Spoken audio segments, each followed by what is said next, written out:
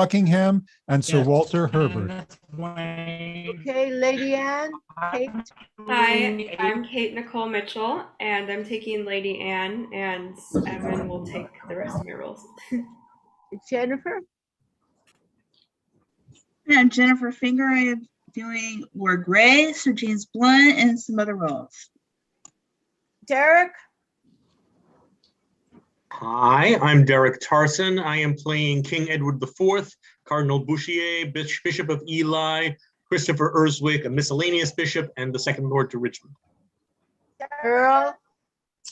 I'm Earl Levine. I'm playing Lord William Stanley, Archbishop of York, Berkeley, second murderer, and another bishop, or the same, or some bishop. Virginia. And Virginia, you're muted. Voice out. Virginia, sound here. Virginia. Whoop. Oh, Hello, bonjour. bonjour. Who are you playing? I'm Virginia Hammer. Je suis Margaret. Okay. Mark. Hello, I'm Mark Gehring. I am playing George, Duke of Clarence, third citizen, Richmond, Henry VII, and a couple others. Okay. Vicky. Vicky, Duke of Norfolk, Marquis of Dorset, Lord Mayor of London, fourth messenger, ghost of Henry VI, Sir Robert Brackenbury. Oh man, Vicky, you rock. Paul. Paul. No. Mara. What's Marin. Marin, right. Okay. I'm Marin Sugarman playing Duchess of York. Okay. All right. Am I missing anybody here? I have Mark. Did we get you? Yes, I think we got Yes. everybody. Did we have everybody? Okay. All This right. is a great cast, y'all. What? Break a leg. Y'all rock. It's a great Okay. cast. All right. Okay, let's go. Is there anybody? Somebody reading stage directions like entrances and exits. What? Go. Okay. All right. Paul, I don't I'll think do so. that if you want. go I don't for it, think we Tony. need it. Okay, Well, just entrances and exits, no? fine. Okay. Act 1, Scene 1. Paul, you're going to carry that one? Are you reading those? Hello? I don't hear Paul. Okay. All right. Paul wouldn't be able to read the stage directions because he's still working. So Okay. he's I reading on the go. I said I would read the stage directions. Go ahead, Tony. Be my guest. Everybody else needs to get off. Okay. Okay. Everybody, please turn off your videos and turn off your mics until you come on stage. Go, Ernie. Actus primus, scena prima. Wait. Ernie, turn your video off. Richard, you're okay. Actus primus, scena prima. Enter Richard, Duke of Gloucester, solus. Now is the winter of our discontent, made glorious summer by this son of York, and all the clouds that lowered upon our house in the deep bosom of the ocean buried. Now are our brows bound with victorious wreaths, our bruised arms hung up from monuments, our stern alarums changed to merry meetings, our dreadful marches to delightful measures. Grim-visaged war has smoothed his wrinkled front, and now instead of mourning barbed steeds to fright the souls of fearful adversaries, he capers nimbly in a lady's chamber to the lascivious pleasing of a lute. But I that am not shaped for sportive tricks, nor made to court amorous looking glass. I that am rudely stamped and want love's majesties to struck before a wanton ambling nymph. I that am curtailed of his fair proportion, cheated of feature by dissembling nature, deformed, unfinished, sent before my time into this breathing world, scarce half made up, and that's so lamely and unfashionable that dogs bark at me as I halt by them. Why, I, in this weak piping time of peace, have no delight to pass away the time, unless to see my shadow in the sun and descant on mine own deformity. And therefore, since I cannot prove a lover to entertain these fair, well-spoken days, I am determined to prove a villain and hate the idle pleasures of these days. Plots have I laid, inductions, dangerous, by drunken prophecies, libels, and dreams, to set my brother Clarence and the king in deadly hate, the one against the other. And if King Edward be as true and just as I am subtle, false, and treacherous, this day should Clarence closely be mewed up about a prophecy which says that G of Edward's heirs, the murders shall be. Dive thoughts down to my soul. Here Clarence comes. Enter George, Duke of Clarence, and Sir Robert Brackenbury, guarded. Brother, good day. What means this armed guard that waits upon your grace? His Majesty, tendering my person's safety, hath appointed this conduct to convey me to the Tower. Upon what cause? Because my name is George. Alack, my lord, that fault is none of yours. He should for that commit your godfathers. Oh, but like his Majesty has some intent that you should be new christened in the Tower. What's the matter, Clarence? May I know? Yea, Richard, when I know, but I protest as yet I do not. But as I can learn, he hearkens after prophecies and dreams, and from the crossrow plucks the letter G, and says a wizard told him that by G his issue disinherited should be. And for my name of George begins with G, it follows in his thought that I am he. These, as I learn, are such like toys as these have moved his highness to commit me now. This is it, when men are ruled by women. 'Tis not the king that sends you to the Tower. My Lady Grey, his wife, Clarence, 'tis she that tempts him to this harsh extremity. Was it not she and that good man of worship, Anthony Woodville, her brother there, that made him send Lord Hastings to the Tower, from whence this present day he is delivered? We are not safe, Clarence. We are not safe. By heaven, I think there is no man secure but the queen's kindred and night-walking heralds that trudge betwixt the king and Mistress Shore. Heard you not what an humble supplicant Lord Hastings was for her delivery? Humbly complaining to her deity. God, humbly complaining to her deity. Got my Lord Chamberlain his liberty. I'll tell you what I think it is our way, if we keep in favor with the king, to be her men and wear her livery. The jealous Oberon widow and herself, since that our brother dubbed them gentlewomen, are mighty gossips in our monarchy. I beseech your graces both to pardon me. His Majesty hath straitly given in charge that no man shall have private conference of what degree soever with your brother. Oh, even so, please your worship, Brackenbury, you may partake of anything we say. We speak no treason. A queen well stroke in years, fair and not jealous. We say that Shore's wife hath a pretty foot, a cherry lip, a bonny eye, a passing pleasing tongue, and that the queen's kindred are made gentle folks. How say you, sir? Can you deny all this? With this, my lord, myself, have naught to do. What? I can't hear you. Uh-oh. My connection. Oh, Jesus. I can't hear you. With this, my lord, myself have naught to do. Oh, now I heard you. Oh, well, naught to do with Mistress Shore? I tell thee, fellow, he that doth not with her, excepting one, were best to do it secretly alone. What one, my lord? Her husband, knave, wouldst thou betray me? I do beseech your grace to pardon me. Withal forbear your conference with the noble duke. We know thy charge, Brakenberry, and will obey. We are the queen's abjects and must obey. Brother, farewell. I will unto the king, and whatsoever you will employ me in, were to call King Edward's widow sister, I will perform it to enfranchise you.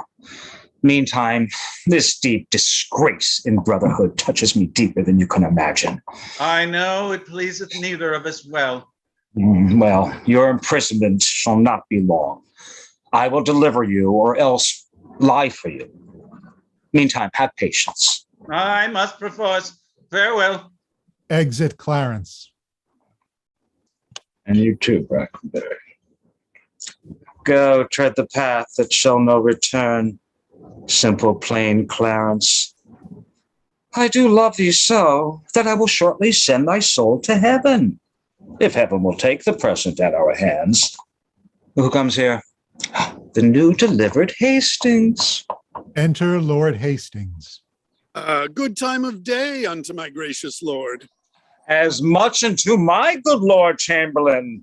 Well, are you welcome to this open air? How hath your lordship brooked imprisonment? With patience, noble lord, as prisoners must. But I shall live, my lord, to give them thanks that were the cause of my imprisonment. Oh, no doubt, no doubt. And so shall Clarence, too. For they that were your enemies are his, and have prevailed as much on him as you. More pity that the eagles should be mewed while kites and buzzards play at liberty. What news abroad? No news so bad abroad as this at home. The king is sickly, weak, and melancholy, and his physicians fear him mightily. Ooh, now by St. John, that news is bad indeed. He has kept an evil diet long, and overmuch consumed his royal person. Just very grievous to be thought upon. Where is he? In his bed? He is. Go you before, I will follow you. Exit Lord Hastings. He cannot live, I hope. He must not die till George be packed with post-horse up to heaven. I'll then urge to hatred, his hatred more to Clarence with lies, well steered with arguments. And if I fail not in my deep intent, Clarence hath not another day to live. Which done, God take King Edward to his mercy, and leave the world for me to bustle in. For then I'll marry Warwick's youngest daughter. What? Though I killed her husband and her father, the readiest way to make the wench amends is to become her husband and her father, the which will I. Not all so much for love as for another secret close intent. By marrying her, which I must reach unto, but yet I run before my horse to market. Clarence still breathes. Edward still lives and reigns. When they are gone, then must I count my gains. Exit Richard. Scena Secunda. Enter the corpse of Henry VI with halberdiers to guard it, Lady Anne being the chief mourner. Set down, your honorable lord, if honor may be shrouded in a hearse. Whilst I a while obsequiously lament the untimely fall of virtuous Lancaster, or key cold figure of a holy king. Pale ashes of the house of Lancaster, thou bloodless remnant of that royal blood, be it lawful that I invocate thy ghost to hear the lamentations of poor Anne, wife to thy Edward, to thy slaughtered son, stabbed by thy self-same hand that made these wounds. Lo, in these windows that let forth thy life, I power the helpless balm of my poor eyes. Oh, cursed be the hand that made these holes. Cursed the heart that had the heart to do it. Cursed the blood that let this blood from hence.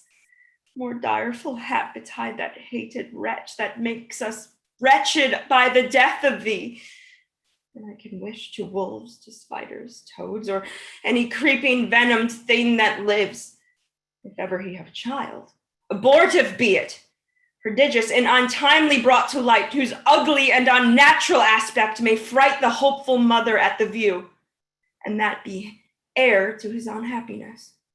If ever he have wife, let her be made more miserable by the death of him than I am made by my young lord and thee. Come now towards Chertsey with your holy lord, taken from Polly's, to be interred there. And still as you are weary of this weight, rest you, while I lament King Henry's course. Enter Richard of Gloucester.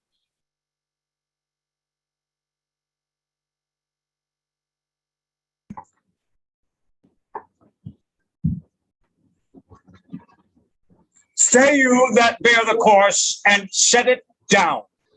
What black magician conjures up to this fiend to stop devoted charitable deeds? Villain, set down the course, or by St. Paul, I'll make a course of him that disobeys. My lord, stand back!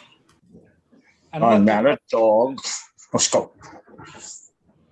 I can't hear you. Unmannered dog, standest thou when I command? Advance thy halberd higher than my breast, or by St. Paul, I strike thee to my foot and spurn upon the beggar for thy boldness. What do you tremble? Are you all afraid? Alas, I blame you not, for you are mortal, and mortal eyes cannot endure the devil.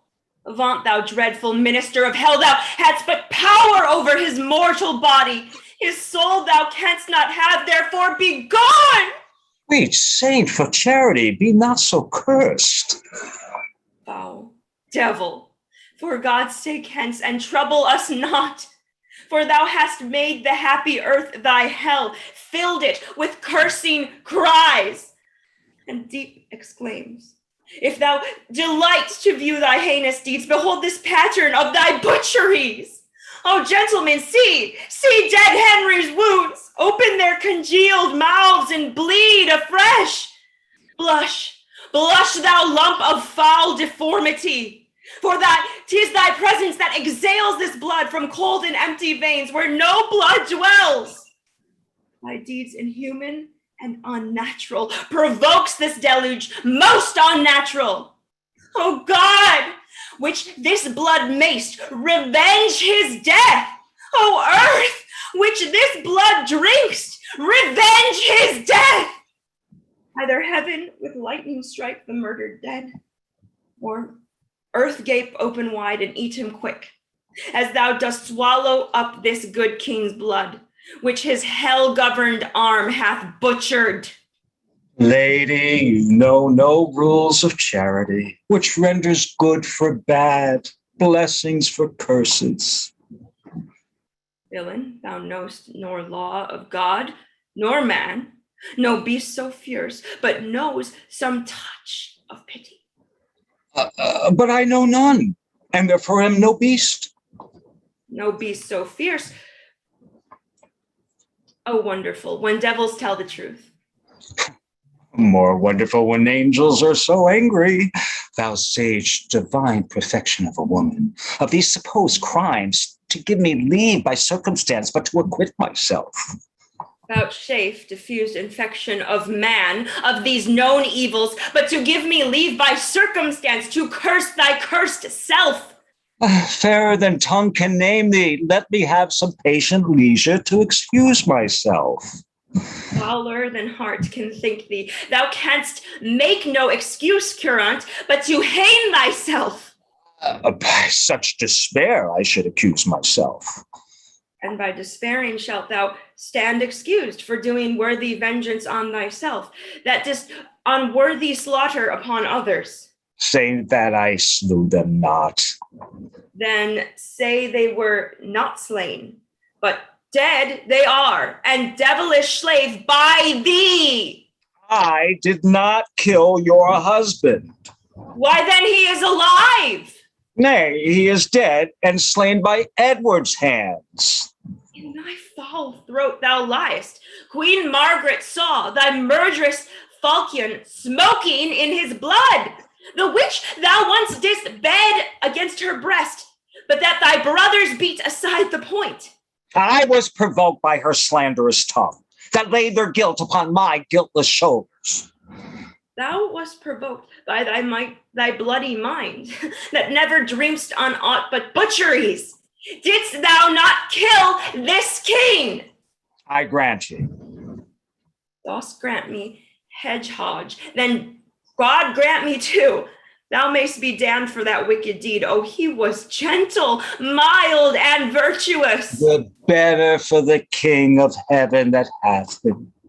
He is in heaven, where thou shalt never come. Let him thank me that hope to send him thither, for he was fitter for that place than earth.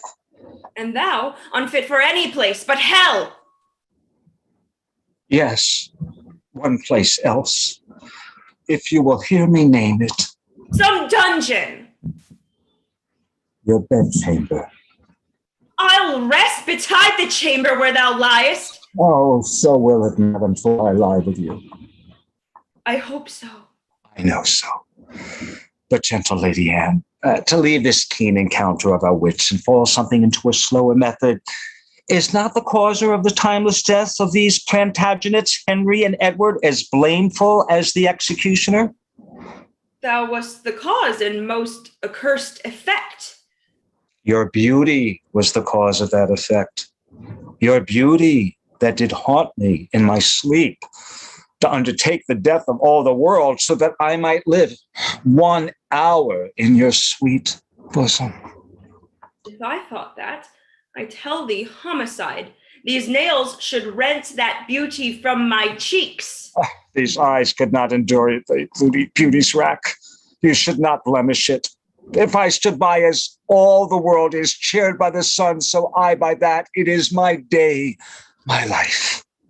Black night o'ershade thy day, and death thy life. Oh, curse not thyself, fair creature, thou art both. I would I were, to be revenged on thee. It is a quarrel most unnatural, to be revenged on him that loveth thee.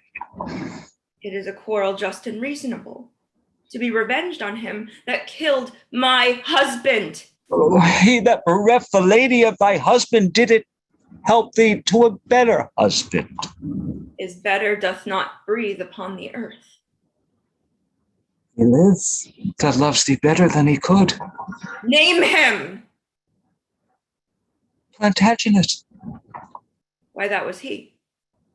The self-same name, but one of better nature. Where is he? Here. She spits at him.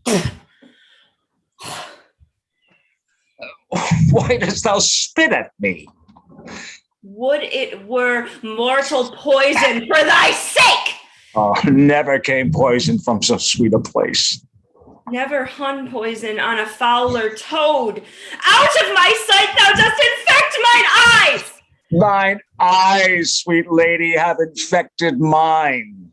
Would they were basilisks to strike thee dead! I would they were, that I might die at once, for now they kill me with a living death. Those eyes of thine from mine have drawn salt tears, shamed their aspects with stores of childish drops. Yeah, these eyes, which never shed remorseful tear. No, when my father York and Edward wept to hear the piteous moan that Rutland made, when black-faced Clifford shook his sword at him, nor when thy warlike father, like a child, told the sad stories of my father's death, and 20 times made pause to sob and weep that all the standers-by had wet their cheek, like trees bedashed with rain.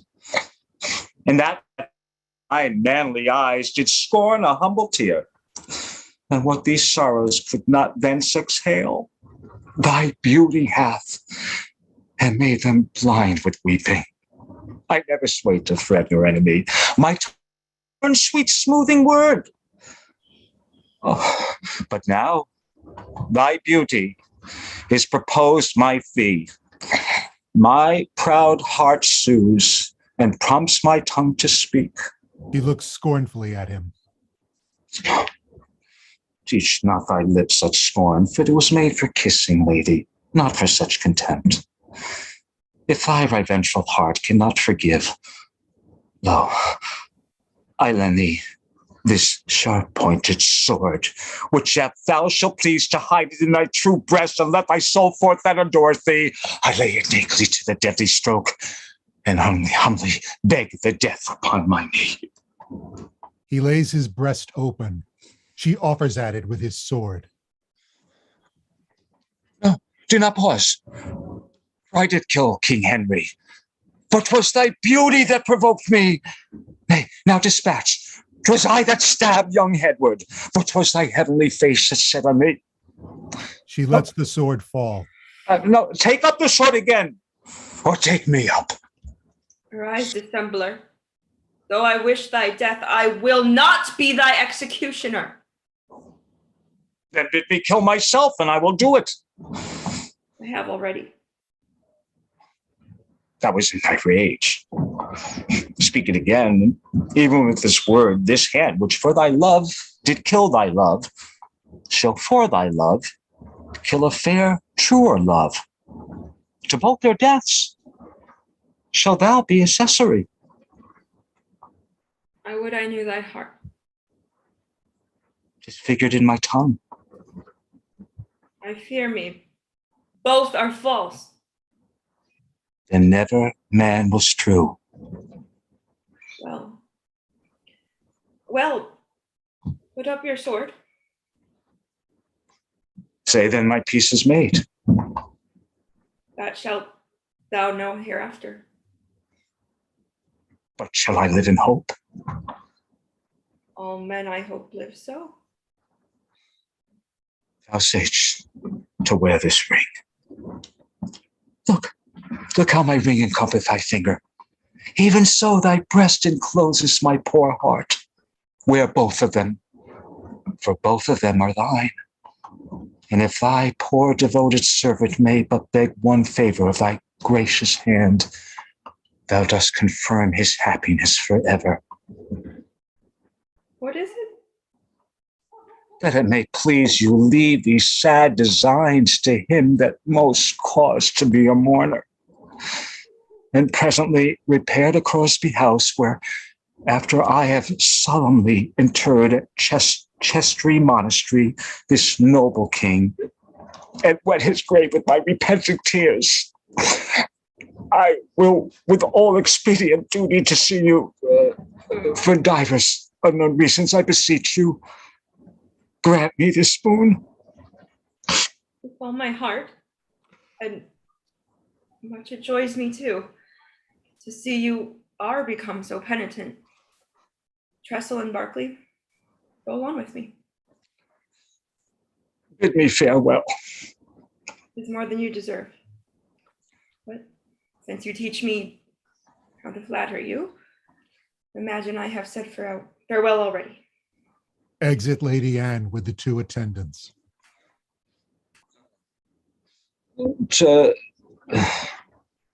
Towards Chertsey, noble lord?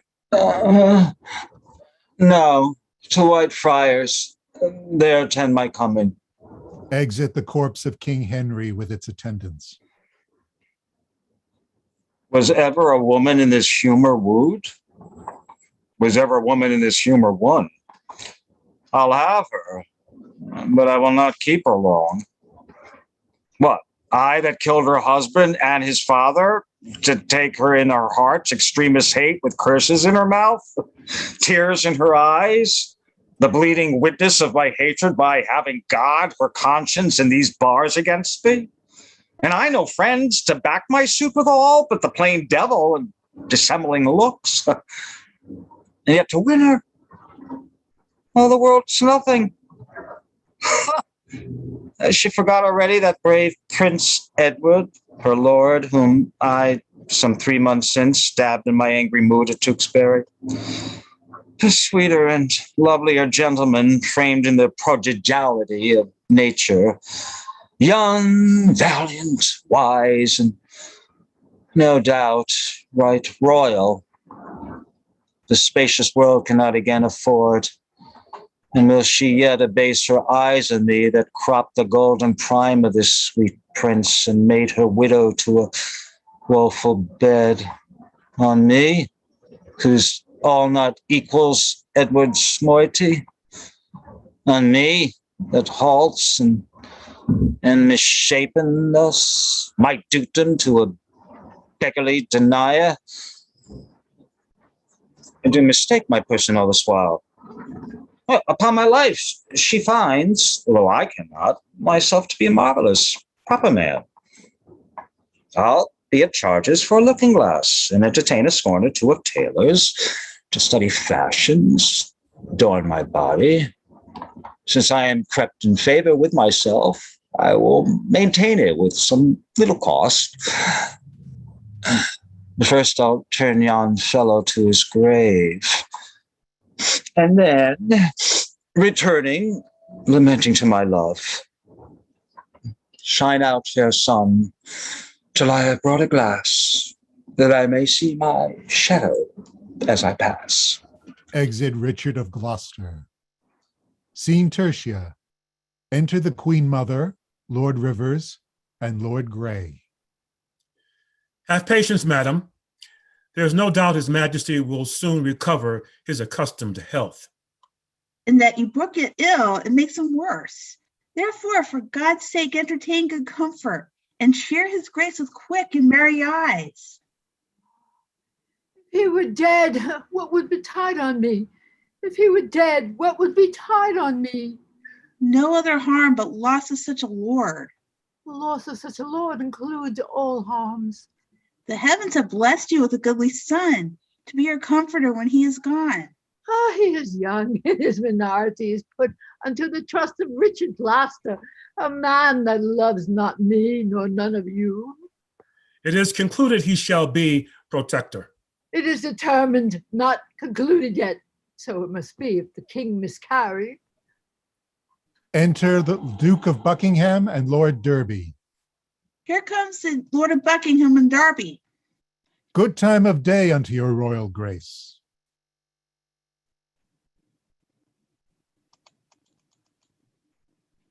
The Countess Richmond, good my Lord of Derby, to your good prayer, will scarcely say a man, yet Derby, notwithstanding, she's your wife, and loves not me. Be you, good Lord, assured, I hate not you for her proud arrogance. Where is Derby? He has disappeared. We have no Derby. Hello? Will somebody read? Step in. We've got some. I do beseech you. I do not believe the envious slanders of her false accusers, or if she be accused on true report, bear with her weakness, which I think proceeds from wayward sickness and no grounded malice. So you're the king today, my Lord of Derby. But now the Duke of Buckingham and I are come from visiting His Majesty. What likelihood of his amendments, lords? Madam, good hope. His grace speaks cheerfully. Oh, God grant him health. Did you confer with him? Aye, madam. He desires to make atonement between the Duke of Gloucester and your brothers, and between them and my Lord Chamberlain, and sent to warn them to his royal presence. Oh, we all were well, but that will never be.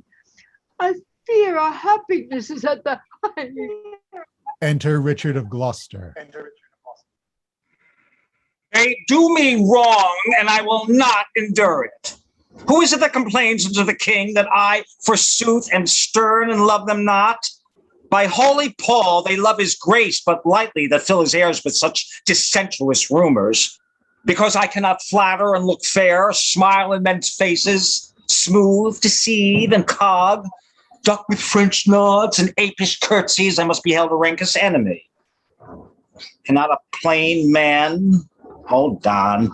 Cannot a plain man live and think no harm, but thus his simple truth must be abused with silken sly, insinuating jacks? Who in all this presence speaks your grace? To thee, let us not nor honesty nor grace. When have I injured thee? When done thee wrong? Or thee? Or thee? Or any of you faction? Plague upon you all. His royal grace, whom God preserve better than you would wish, cannot be quite scarce a breathing while, but you must trouble him with lewd complaints. Brother Gloucester, you mistake the matter. the king on his own royal disposition and not provoked by any suitor else, aiming belike at your interior hatred, that in your outward action shows itself against my children, brothers, and myself, makes him to send that he may learn the ground. I cannot tell. The world has grown so bad that wrens may prey where eagles dareth not perch. Since every jack becomes a gentleman, there's many a gentle person made a jack. Oh, come, come. We know your meaning, Brother Gloucester. You envy my advancement, and my friends, oh, God grant we never may have need of you. Meantime, God grants that I have need of you. Our brother is imprisoned by your means. Myself disgraced, and the nobility held in contempt, while great promotions are daily given to ennoble those that scarce some 2 days since were worth a noble. By him that raised me to this careful height, from that contented hap which I enjoyed, I never did incense his majesty against the Duke of Clarence, but have been an earnest advocate to plead for him. My lord, you do me shameful injury, falsely to draw me in these vile suspects. Oh, you may deny that you were not the mean of my Lord Hastings' late imprisonment? She may, my lord, for... Oh, she may, Lord Rivers, who knows not so? She may do more, sir, than denying that. She may help you to many fair preferments, and to deny her aiding hand therein, and lay those honors on your high desert, which may she not. She may, I marry may she. What marry may she? What marry may she? Marry with a king, a bachelor, and a handsome stripling too. I wish our grandam had a worser match. Oh, my lord of Gloucester, I have too long borne your blunt upbraidings and your bitter scoffs. By heaven, I will acquaint his majesty of these gross taunts that oft I have endured. I'd rather be a country servant maid than a great queen with this condition to be so baited, scorned, and stormed at. Small joy have I in being England's queen. Enter old Queen Margaret. Lessened be that small. God, I beseech him, thy honor, state, and seat is due to me. What? Threat you me with telling of the king? I will avouch in presence of the king. I dare venture to be sent to the tower. 'Tis time to speak. My pains are quite forgot. Out, devil! I do remember them too well. Thou killedst my husband, Henri, in the tower, and Edward, my poor son, at Tewkesbury. Ere you were queen, I, or your husband king, I was a pack horse in his great affairs, a weeder out of his proud adversaries, a liberal rewarder of his friends. To royalize his blood, I spent mine own. Hey, and much better blood than his or thine. In which all time you and your husband Grey were factious for the house of Lancaster. And Rivers, so were you. Was not your husband in Margaret's battle at St. Albans slain? Let me put in your minds, if you forgot, what you have been heir to this, and what you are withal, what I have been and what I am. A murderous villain, and so still thou art. Oh, poor Clarence did forsake his father Warwick, aye, and forsworn himself, which Jesus pardon. Which God to fight on Edward's party for the crown, and for his mead, poor lord, he is mewed up. I would be God, my heart would flit like Edward's, or Edward's soft and pitiful like mine. I'm too childish, foolish for this world. Be to hell for shame, and leave this world, thou cacodemon. There thy kingdom is. My lord of Gloucester, in those busier days, which here you urge to prove us enemies, we followed then our lord, our sovereign king. So should we you, if you should be our king. I should be. I'd rather be a peddler. Far be it from my heart the thought thereof. As little joy, my lord, as you suppose you should enjoy. Were you this country king, there's little joy you may suppose in me that I enjoy being the queen thereof. A little joy enjoys the queen thereof. For I am she, and altogether joyless. I can no longer hold me patient. Except the and oh, this PDF. Je vais détruire ce PDF. Hear me, you wrangling pirates that fall out in sharing that which you have peeled from me. Which of you trembles not, that looks on me? If not that I am queen, you bow like subjects, yet that by you deposed, you quake like rebels. Ah, gentle villain, do not turn away. Thou wrinkled witch, what makest thou in my sight? A repetition of what thou hast marred, that will I make before I let thee go. Wert thou not banished on pain of death? I was, but I do find more pain in banishment than death can yield me here by my abode. A husband and a son thou owest to me, and thou a kingdom. All of you allegiance. This sorrow that I have by right is yours, and all the pleasures you usurp are mine. The curse my noble father laid on thee, when thou didst crown his warlike brows with paper, and with thy scorns drewest rivers from his eyes, and unto Dryden gavest the Duke a clout steeped in the faultless blood of pretty Rutland. His curses then, from bitterness of soul, denounced against thee, are all fallen upon thee. And God, not we, hath played thy bloody deed. So just is God to right the innocent.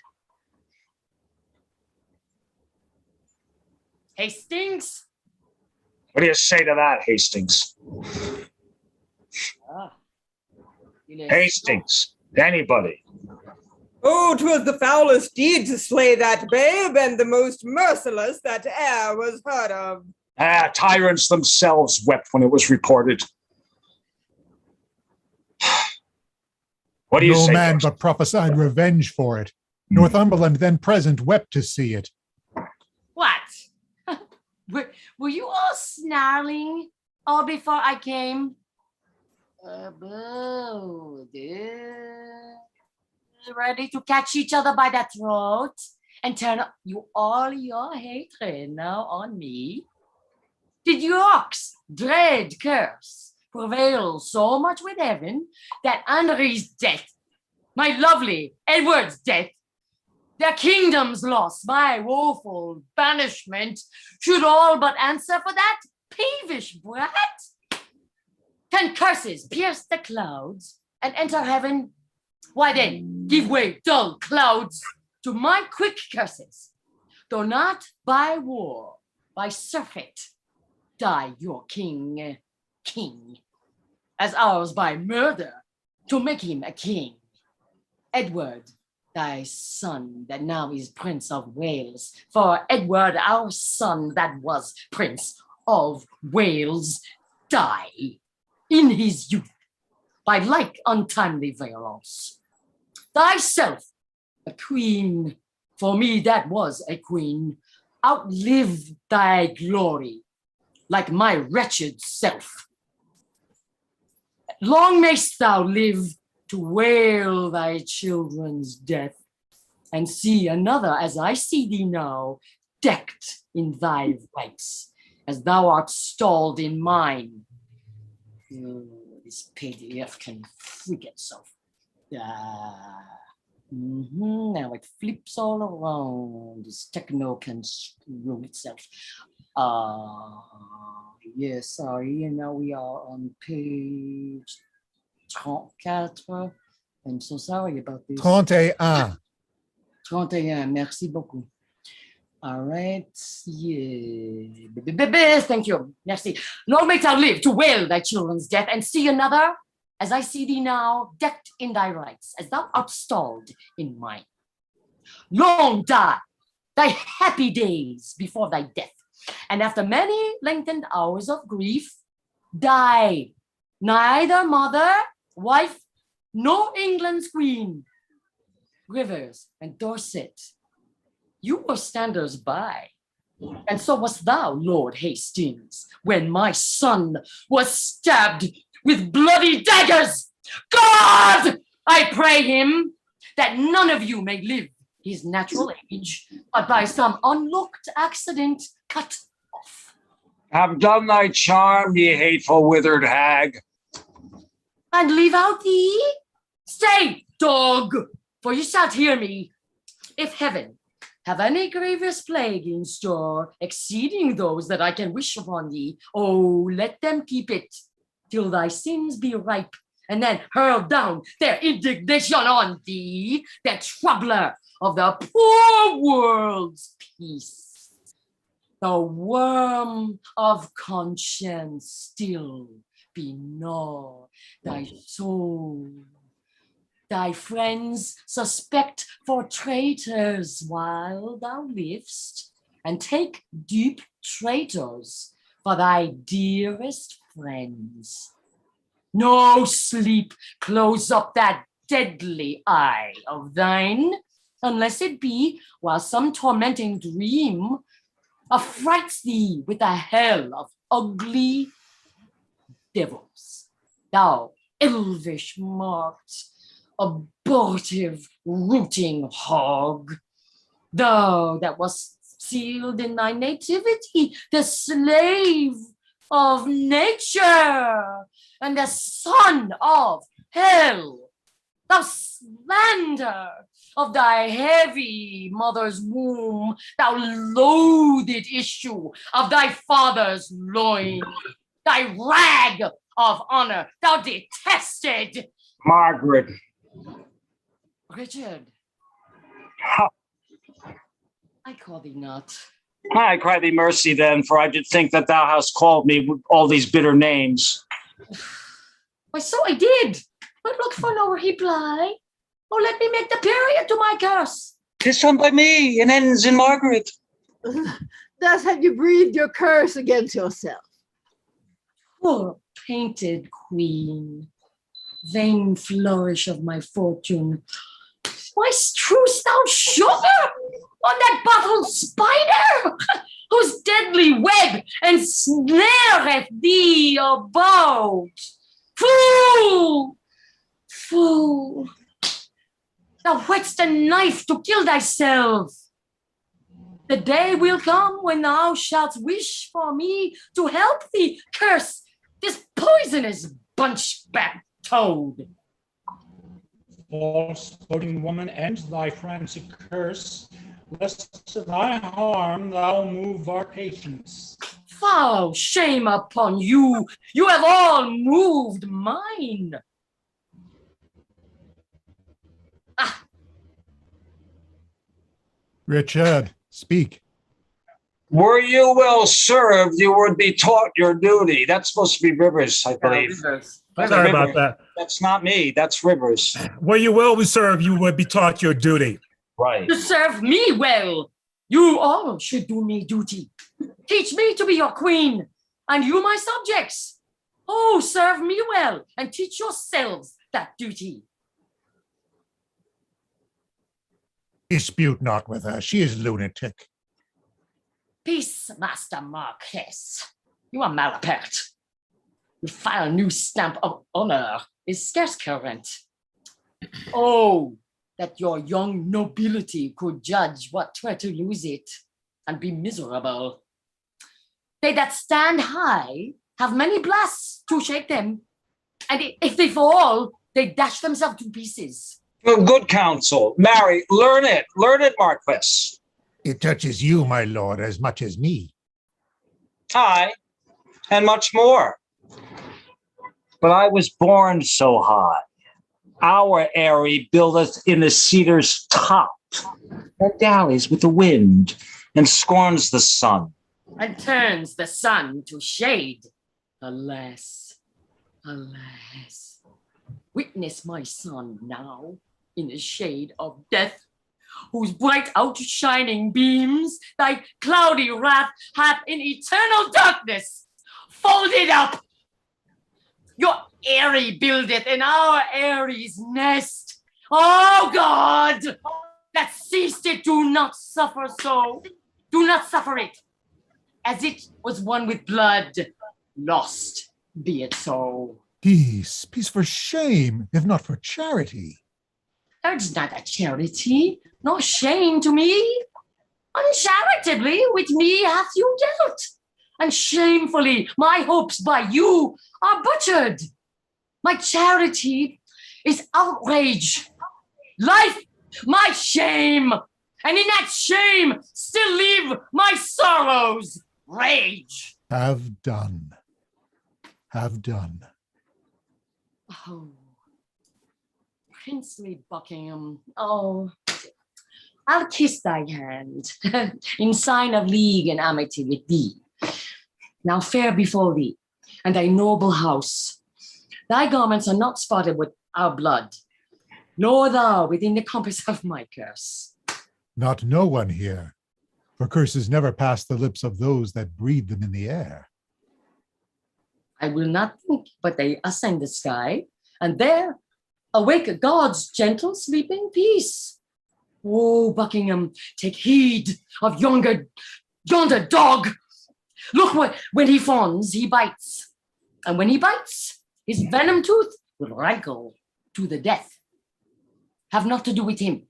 Beware of him. Sin, death, and hell have set their marks on him, and all their ministers attend on him. What does she say, my Lord Buckingham?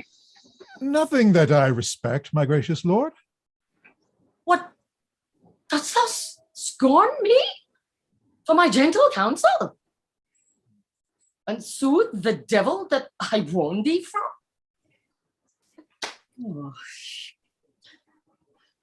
But remember this another day, when he shall speak thy very heart with sorrow, and say, poor Margaret was a prophetess. Live each of you the subjects to his hate, and he to yours, and all of you to God's. Exit Queen Margaret. My hair doth stand an end to hear her curses. And so doth mine. I muse why she's at liberty. I cannot blame her. By God's holy mother, she has had too much wrong. And I repent my part thereof that I have done to her. I never did her any to my knowledge. Yet you have all the vantage of her wrong. I was too hot to do somebody good, but it's too cold in thinking of it now. Marry, as for Clarence, he is well repaid. He is franked up, fatting for his pains. God pardon them that are the cause thereof. A virtuous and a Christian-like conclusion, to pray for them that have doth scath to us. So do I ever. Being well advised, for had I not, I'd curse myself. Enter Catesby.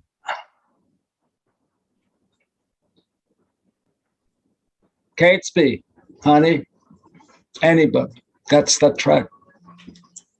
Anybody take, please. Madam, his majesty doth call for you and for your grace, and yours, my gracious lord. Catesby, I come. Lord, will you go with me? We wait upon your grace. Exit all but Richard. I do the wrong and first begin to brawl. The secret mischiefs that I set abroach, I lay into the grievous charge of others. Clarence, who I indeed have cast in darkness, I do besweep to many simple gulls, namely to Derby, Hastings, Buckingham, and tell them 'tis the queen and her allies that stir the king against the duke of my brother.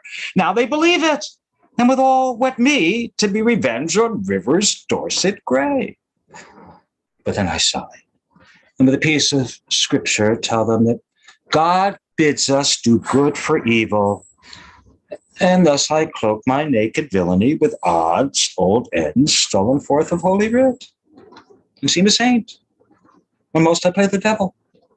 Enter two murderers. Here come my executioners. How now, my hearty, stout, resolved mates? Are you now going to dispatch this thing? We are, my lord, and can to have the warrant that we may be admitted where he is. Well thought upon. I have it here about me. When you have done, repair to Crosby Place. But, sirs, be sudden in the execution, with all obdurate. Do not hear him plead, for Clarence is well spoken, and perhaps may move your hearts to pity if you mark him. Tut, my lord, we will not stand to prate. Talkers are no good doers. Be assured we go to use our hands and not our tongues.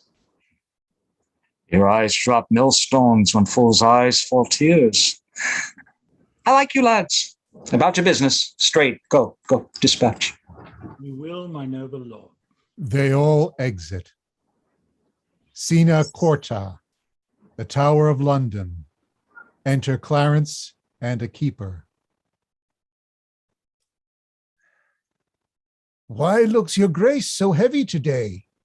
Oh, I have passed a miserable night, so full of fearful dreams, of ugly sights, that as I am a Christian faithful man, I would not spend another such night, though 'twere to buy a world of happy days. So full of dismal terror was the time.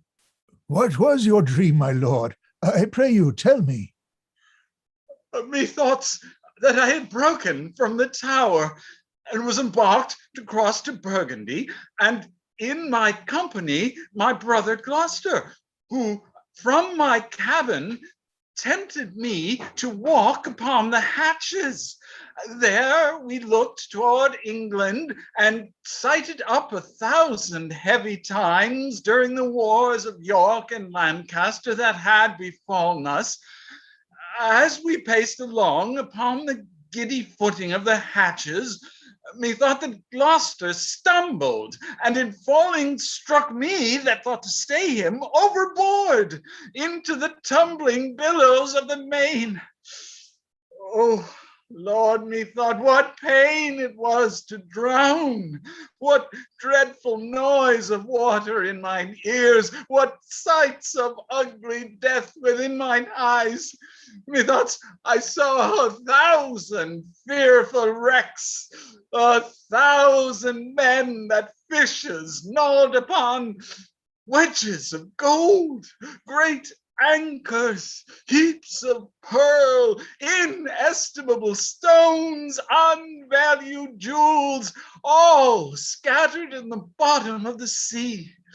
Some lay in dead men's skulls, and in the holes where eyes did once inhabit, there were crypt, as 'twere in scorn of eyes, reflecting gems that wooed the slimy bottom of the deep and mocked the dead bones that lay scattered by.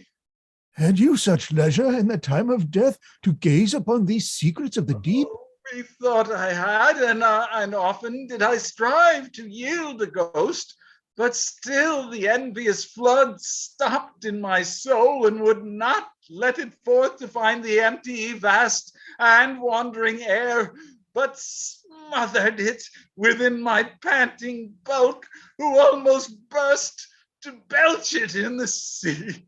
Waked you not in this sore agony? No, my dream was lengthened after life. No, then began the tempest to my soul. I passed, methought, the melancholy flood with that sour ferryman which poets write of unto the kingdom of perpetual night. The first that there did greet my stranger soul was my great father-in-law, renowned Warwick, who spake aloud, "What scourge for perjury can this dark monarchy afford, false Clarence?" And so he vanished. Then came wandering by a shadow like an angel with bright hair dabbled in blood, and he shrieked out aloud, "Clarence is come, false, fleeting, perjured Clarence, that stabbed me in the field by Tewkesbury. Seize on him, Furies, take him unto torment." with that, methought a legion of foul fiends environed me and howled in my ears such hideous cries that with the very noise I, trembling, waked, and for a season after could not believe but that I was in hell. Such terrible impression made my dream. No marvel, Lord, though it affrighted you, I am afeard, methinks, to hear you tell it. Ah, keeper, I have done these things that now give evidence against my soul for Edward's sake, and see how he requits me. Oh, God, if my deep prayers cannot appease thee, but thou wilt be avenged on my misdeeds, yet execute thy wrath in me alone. Oh, spare my guiltless wife and my poor children. Keeper, I prithee sit by me a while. My soul is heavy, and I fain would sleep. I will, my lord. God give your grace good rest. Sorrow breaks seasons, and reposing hours makes the night morning, and the noontime night. Princes have but their titles for their glories, an outward honor for an inward toil, and for unfelt imaginations. They often feel a world of restless cares, so that between their titles and low name, there's nothing differs but the outward fame. Enter two murderers.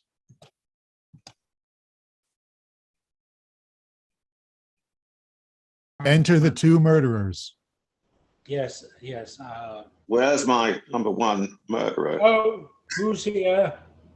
What wouldst thou, fellow? And how camest thou hither? Oh, I will speak with Clarence, and I came hither on my legs. What so brief? 'Tis better, sir, than to be tedious. Let him see our commission and talk no more. Brackenbury reads the commission. I am in this commanded to deliver the noble Duke of Clarence to your hands. I will not reason what is meant hereby, because I will be guiltless from the meaning. There lies the Duke asleep, and there the keys. I'll to the king and signify to him that thus I have resigned to you my charge. Exit Brackenbury. You may, sir. 'Tis a point of wisdom. Fare you well. What? Shall we stab him as he sleeps? No, you'll say 'twas done cowardly when he wakes. I shall never wake until the great judgment day. Why, then it'll say we stabbed him sleeping. The urging of that word, judgment, hath bred a kind of remorse in me. What? Art thou afraid? Not to kill him, having a warrant, but to be damned for killing him, from which no warrant can defend me. I thought thou hadst been resolute. So I am, to let him live. I'll back to the Duke of Gloucester and tell him so. Nay, I prithee stay a little. I hope this passionate humour of mine will change. It was wont to hold me, but while one tells 20. How dost thou feel thyself now? Some certain dregs of conscience are yet within me. Remember our reward when the deed's done. Come, he dies! I had forgot the reward! Where's thy conscience now? Oh, the Duke of Gloucester's purse. When he opens his purse to give us our reward, thy conscience flies out. 'Tis no matter, let it go. There's few or none will entertain it. What if it come to thee again? I'll not meddle with it. Makes a man a coward. A man cannot steal, but it accuseth him. A man cannot swear, but it checks him. A man cannot lie with his neighbour's wife, but it detects him. 'Tis a blushing, shamefaced spirit that mutinies in a man's bosom, fills a man full of obstacles. It made me once restore a purse of gold that by chance I found. It beggars any man that keeps it. It is turned out of towns and cities for a dangerous thing, and every man that means to live well endeavors to trust to himself and live without it. 'Tis even now at my elbow, persuading me not to kill the Duke. Oh, take the devil in thy mind, and believe him not. He would insinuate with thee, but to make thee sigh. I am strong-framed. He cannot prevail with me. Spoke like a tall man, that respects thy reputation. Come, come, shall we fall to work?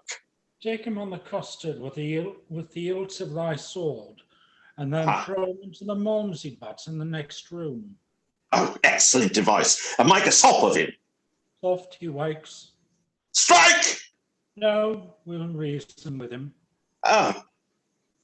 Where art thou, keeper? Give me a cup of wine. You shall have wine. Enough, my lord. Anon. In God's name, what art thou? A man as you are. But not as I am royal.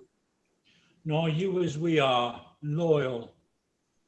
Thy voice is thunder, but thy looks are humble. My voice is now the king's, my looks mine own. How darkly and how deadly dost thou speak? Your eyes do menace me. Why look you pale? Who sent you hither? Wherefore do you come? To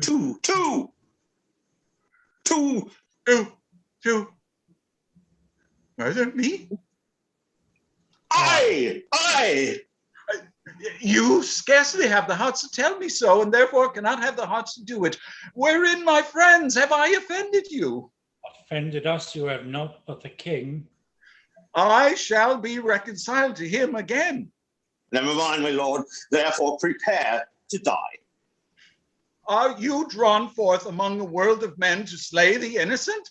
What is my offense? Where is the evidence that doth accuse me? What lawful quest have given their verdict up unto the frowning judge?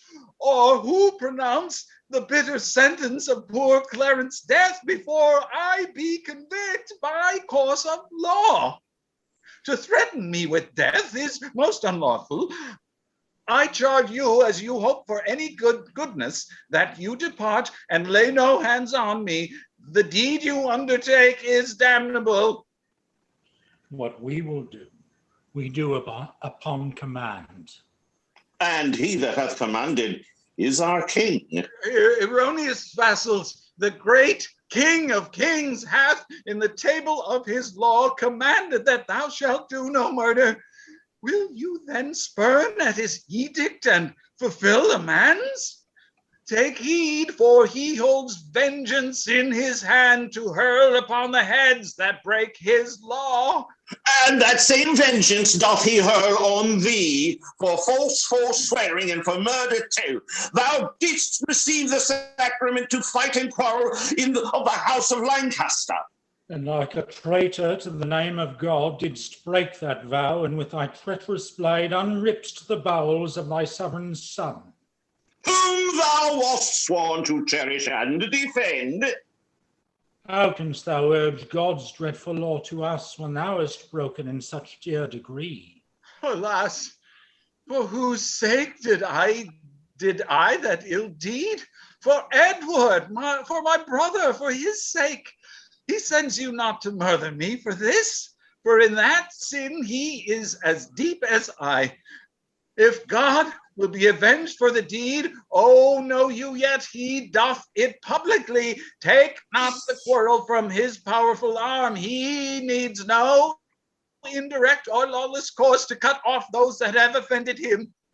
Who made thee then a bloody minister when gallant springing brave Plantagenet, that princely novice, was struck dead by thee?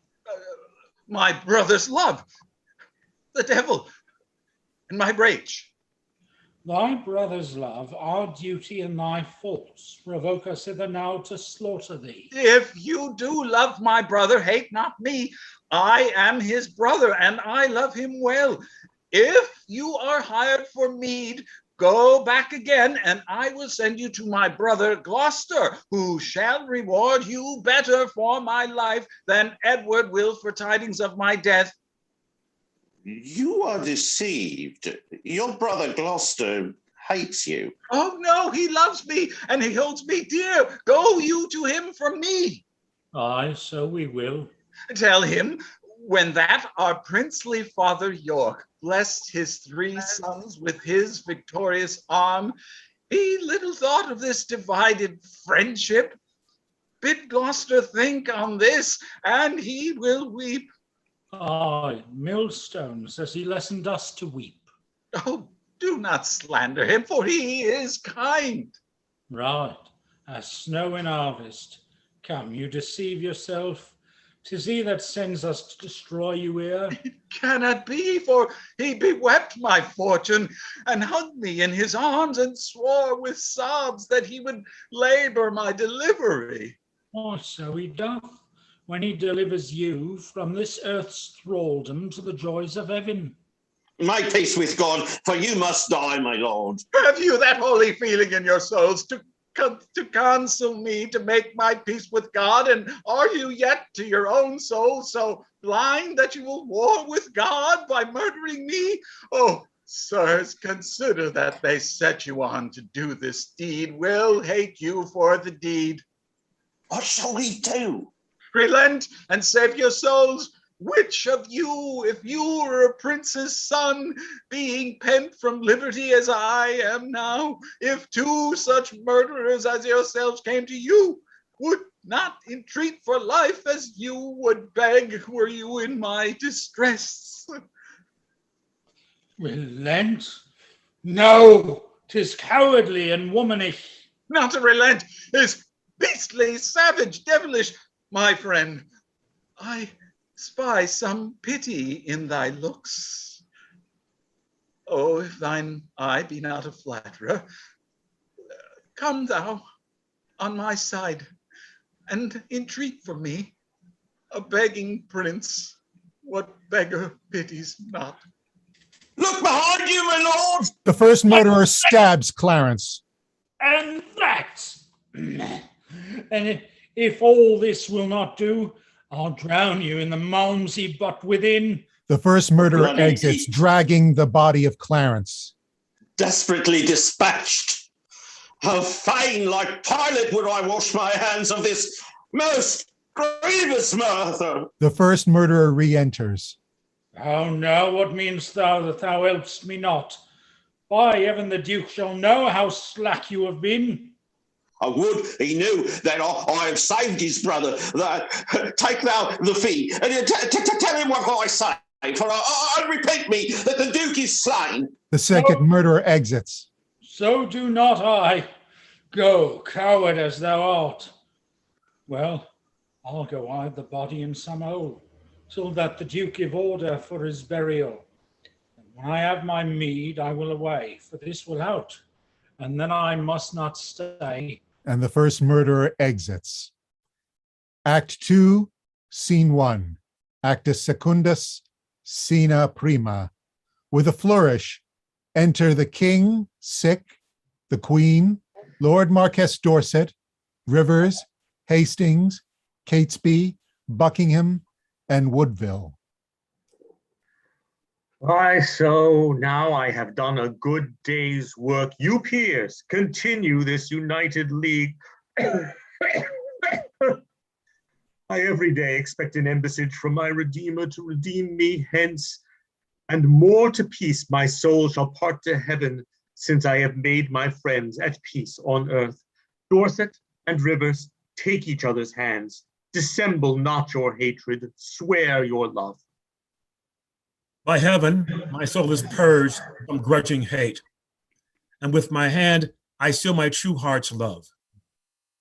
So thrive I, as I truly swear the like. Take heed you dally not before your king, lest he that is the supreme king of kings confound your hidden falsehood and award either of you to be the other's end.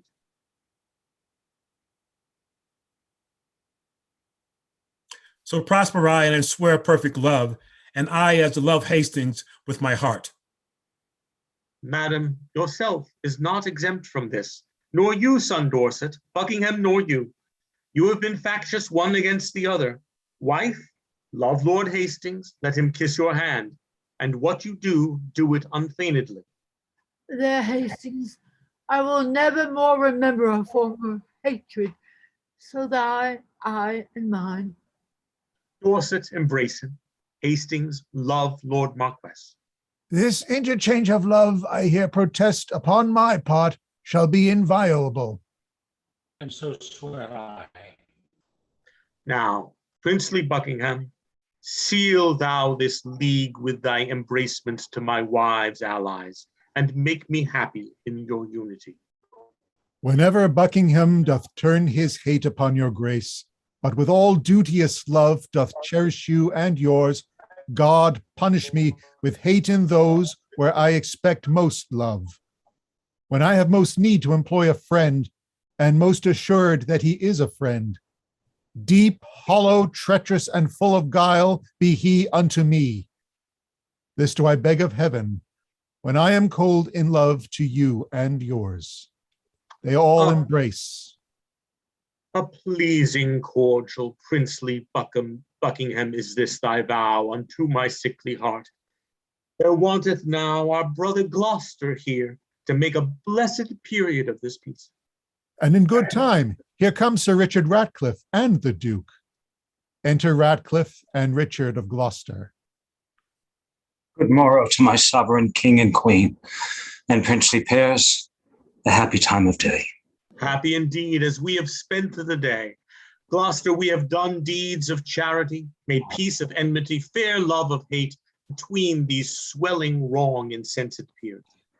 A blessed labor, my most sovereign lord. Among this princely heap, if any here by false intelligence or wrong surmise hold me a foe, if I unwillingly or in my rage have aught committed that is hardly borne to any in this presence, I desire to reconcile me to his friendly peace. 'Tis death to me to be an enemy.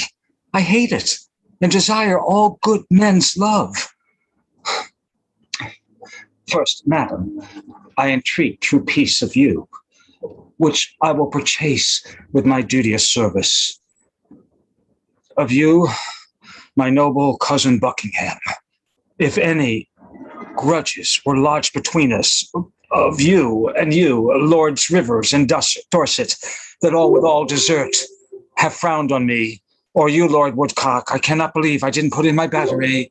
Okay, hold on.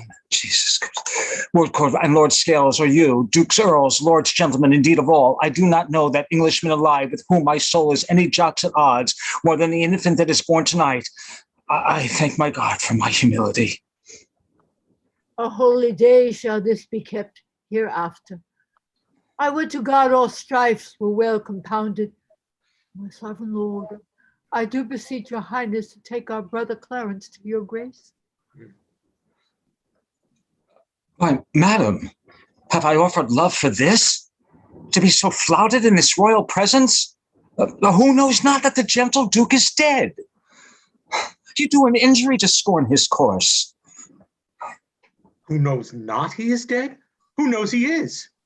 Oh, seeing heaven, what a world is this? Look I so pale, Lord Dorset, as the rest?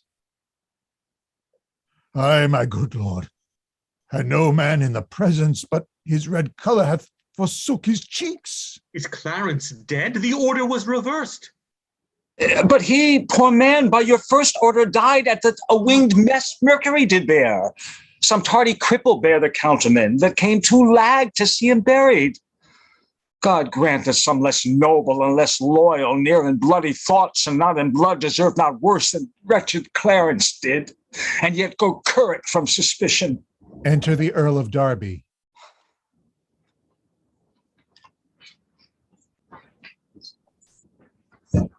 Earl of Derby. Boon, my sovereign, for my service done. I prithee peace, my soul is full of sorrow. I will not rise unless your highness hear me. Then say at once, what is it thou requestest? The forfeit, sovereign, of my servant's life, who slew today a riotous gentleman, lately attendant on the Duke of Norfolk. Have I a tongue to doom my brother's death? And shall that tongue give pardon to a slave? My brother killed no man. His fault was thought, and yet his punishment was bitter death. Who sued to me for him? Who, in my wrath, kneeled and at my feet and bid me be advised? Who spoke of brotherhoods? Who spoke of love? Who told me how the poor soul did forsake the mighty Warwick and did fight for me? Who told me in the field of Tewkesbury, when Oxford had me down, he rescued me and said, "Dear brother, live and be a king"? Who told me when we both lay in the field, frozen almost to death, how he did lap me even in his garments and did give himself all thin and naked to the numb cold night? All this from my remembrance. Brutish wrath sinfully plucked, and not a man of you had so much grace as to put it in my mind. But when your carters or your waiting vassals have done a drunken slaughter and defaced the precious image of our dear Redeemer, you straight are on your knees for pardon, pardon. And I, unjustly too, must grant it to you. But for my brother, not a man would speak, nor I, ungracious, speak unto myself, for him, a poor soul. The proudest of you all hath been beholding to him in his life, yet none of you would once beg for his life. Oh God, I fear thy justice will take hold on me, and you, and mine, and yours for this. Oh, come, Hastings, help me to my closet. Oh, poor Clarence. Exit the king and queen with some others. This is the fruits of rashness. Mark you not how that the guilty kindred of the queen looked pale when they did hear of Clarence's death? Oh, they did urge it still unto the king. God will revenge it. Come, lords, will you go? To comfort Edward with our company. We wait upon your grace. And they all exit. Scena secunda. Enter the old Duchess of York with the two children of Clarence. Good grandam, tell us, is our father dead? No, boy. Why do weep so often, beat your breast and cry, "Oh, Clarence, my unhappy son"? Why do you look on us and shake your head and call us orphans, wretches, castaways, if that our noble father were alive? My pretty cousins, you mistake me both. I do lament the sickness of the king, as loath to lose him, not your father's death. It were lost sorrow to wail one that's lost. Then you conclude, my grandam, he is dead. The king, mine uncle, is to blame for it. God will revenge it, whom I will importune with earnest prayers, all to that effect. And so will I. Peace, children, peace. The king doth love you well. Incapable and shallow innocence, you cannot guess who caused your father's death. Grandam, we can, for my good uncle Gloucester told me the king provoked to it by the queen, devised impeachments to imprison him, and when my uncle told me so, he wept and pitied me and kindly kissed my cheek, bade me rely on him as on my father, and he would love me dearly as a child. Ah, that deceit should steal such gentle shape, and with a virtuous visor hide deep vice. He is my son, I, and therein my shame. Yet from my dugs he drew not this deceit.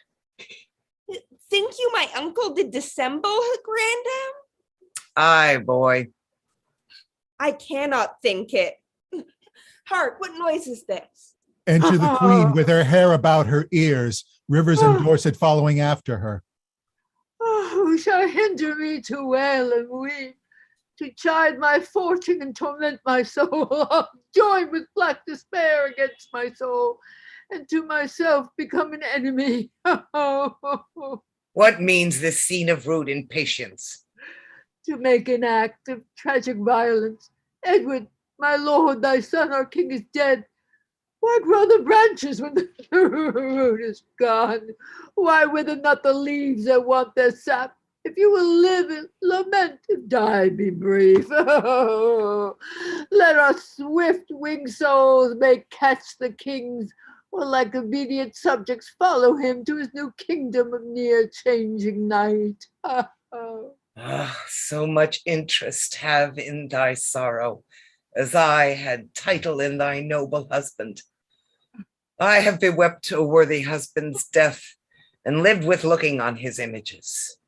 But now 2 mirrors of his princely semblance are cracked in pieces by malignant death, and I for comfort have but one false glass that grieves me when I see my shame in him.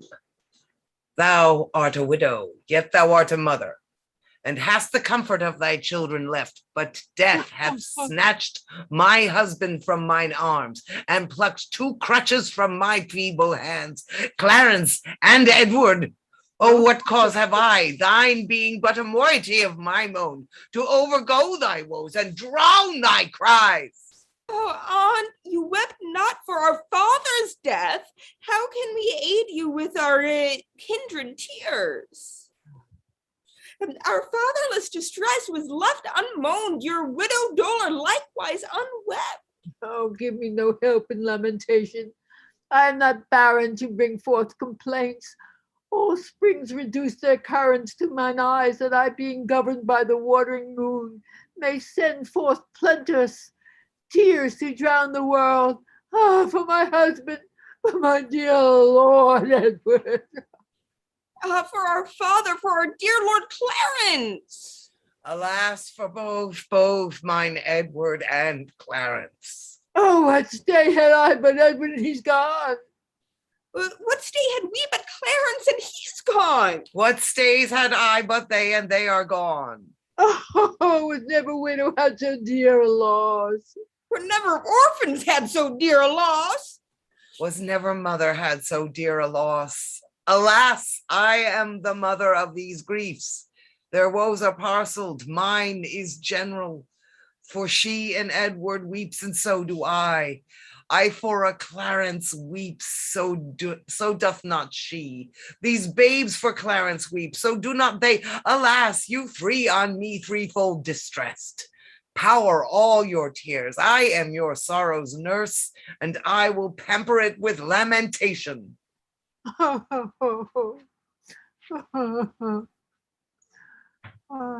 Where's Dorset? Dorset, comfort. Is that not Dorset? Comfort, dear mother, God is much displeased that you take with the unthankfulness is doing in common worldly things. 'Tis called ungrateful, with dull unwillingness to repay a debt, which with a bounteous hand was kindly lent. Much more to be thus opposite with heaven, for it requires the royal debt it lent you. Madam, bethink you like a careful mother of the young prince for your son. Send straight for him. Let him be crowned. In him your comfort lives. Down desperate sorrow in dead Edward's grave, and plant your joys in living Edward's throne. Enter Richard of Gloucester, Buckingham, Derby, Hastings, and Ratcliffe. Sister, have comfort. All of us have cause to wail the dimming of our shining star, but none can help our harms by wailing them. Oh, madam, my mother, I do cry you mercy. I did not see your grace. Humbly on my knee, I crave your blessing. God bless thee and put meekness in thy breast. Love, charity, obedience, and true duty. Amen. Then make me die a good old man. This is the butt end of a mother's blessing. I marvel that her grace did leave it out. You cloudy princes and heart-souring peers that bear the heavy mutual load of moan, now cheer each other in each other's love. Though we have spent our harvest of this king, we are to reap the harvest of his son. The broken rancor of your high swollen hates, but lately splintered, knit, and joined together, must gently be preserved, cherished, and kept. Meseemeth good that with some little train, forthwith from Ludlow, the young prince be set hither to London to be crowned our king. Why with some little train, my lord of Buckingham?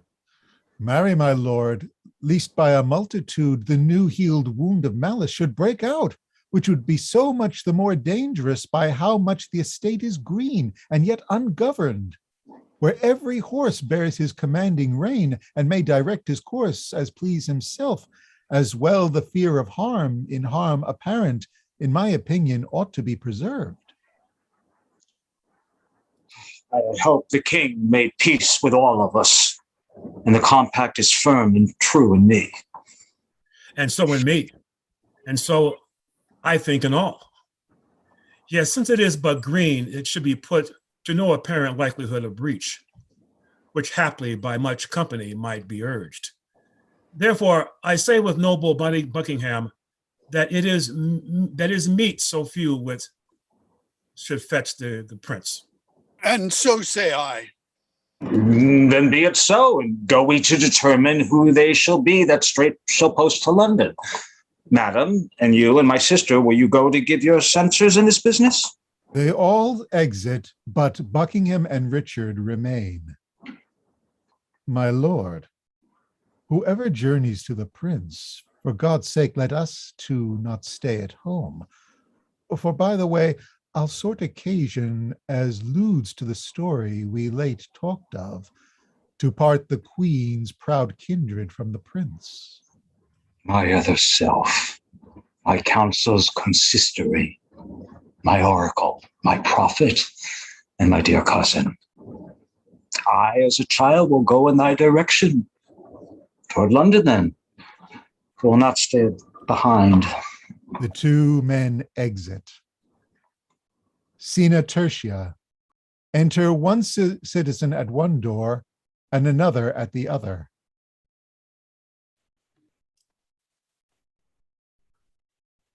Good morrow, neighbor. Whither away so fast? I promise you, I scarcely know myself. Have you heard the news abroad? Yes, that the king is dead.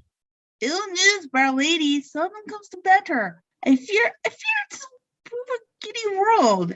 Enter another citizen. Neighbours, Godspeed. Oh, give you good morrow, sir. Doth the news hold of good King Edward's death? Aye, sir, it's too true. God help the while. Then masters look to see a troublous world. No, by God's good grace, his son shall reign. Woe to that land that's governed by a child. In him there is hope of government, which in his knowledge, counsel under him, in his full and ripe in years himself, no doubt shall then, until then, govern well. So stood the state when Henry VI was crowned in Paris at but 9 months old. Stood the state so? No, good friends. God, what? For then this land was famously enriched with politic grave counsel. Then the king had virtuous uncles to protect his grace. Why, so had this, both by his father and mother. Better it were that they all came by his father, or by his father there were none at all. For emulation who shall now be nearest will touch us all too near, if God prevent not. Oh, full of danger is the Duke of Gloucester, and the Queen's sons and brothers hot and proud. And were they to be ruled and not to rule, this sickly land might solace as before. Oh, come, we fear the worst. All will be well. When clouds are seen, wise men put on their cloaks. When great leaves fall, then winter is at hand. When the sun sets, who doth not look for night? Untimely storms make men expect a dearth. All may be well, but if God sorted so, 'tis more than we deserve, or I expect. Truly, the hearts of men are full of fear. cannot reason almost with a man who looks not heavily full of dread. Before the days of change, still it is so, by a divine instinct, men's minds mistrust pursuing danger, as by proof we say the waters swell before boisterous storm. But leave it all to God. Whither away? Marry, we were sent for to the justices. And so was I. I'll bear you company. The citizens exit. Sina Corta. Enter the Archbishop, young York, the Queen, and the Duchess.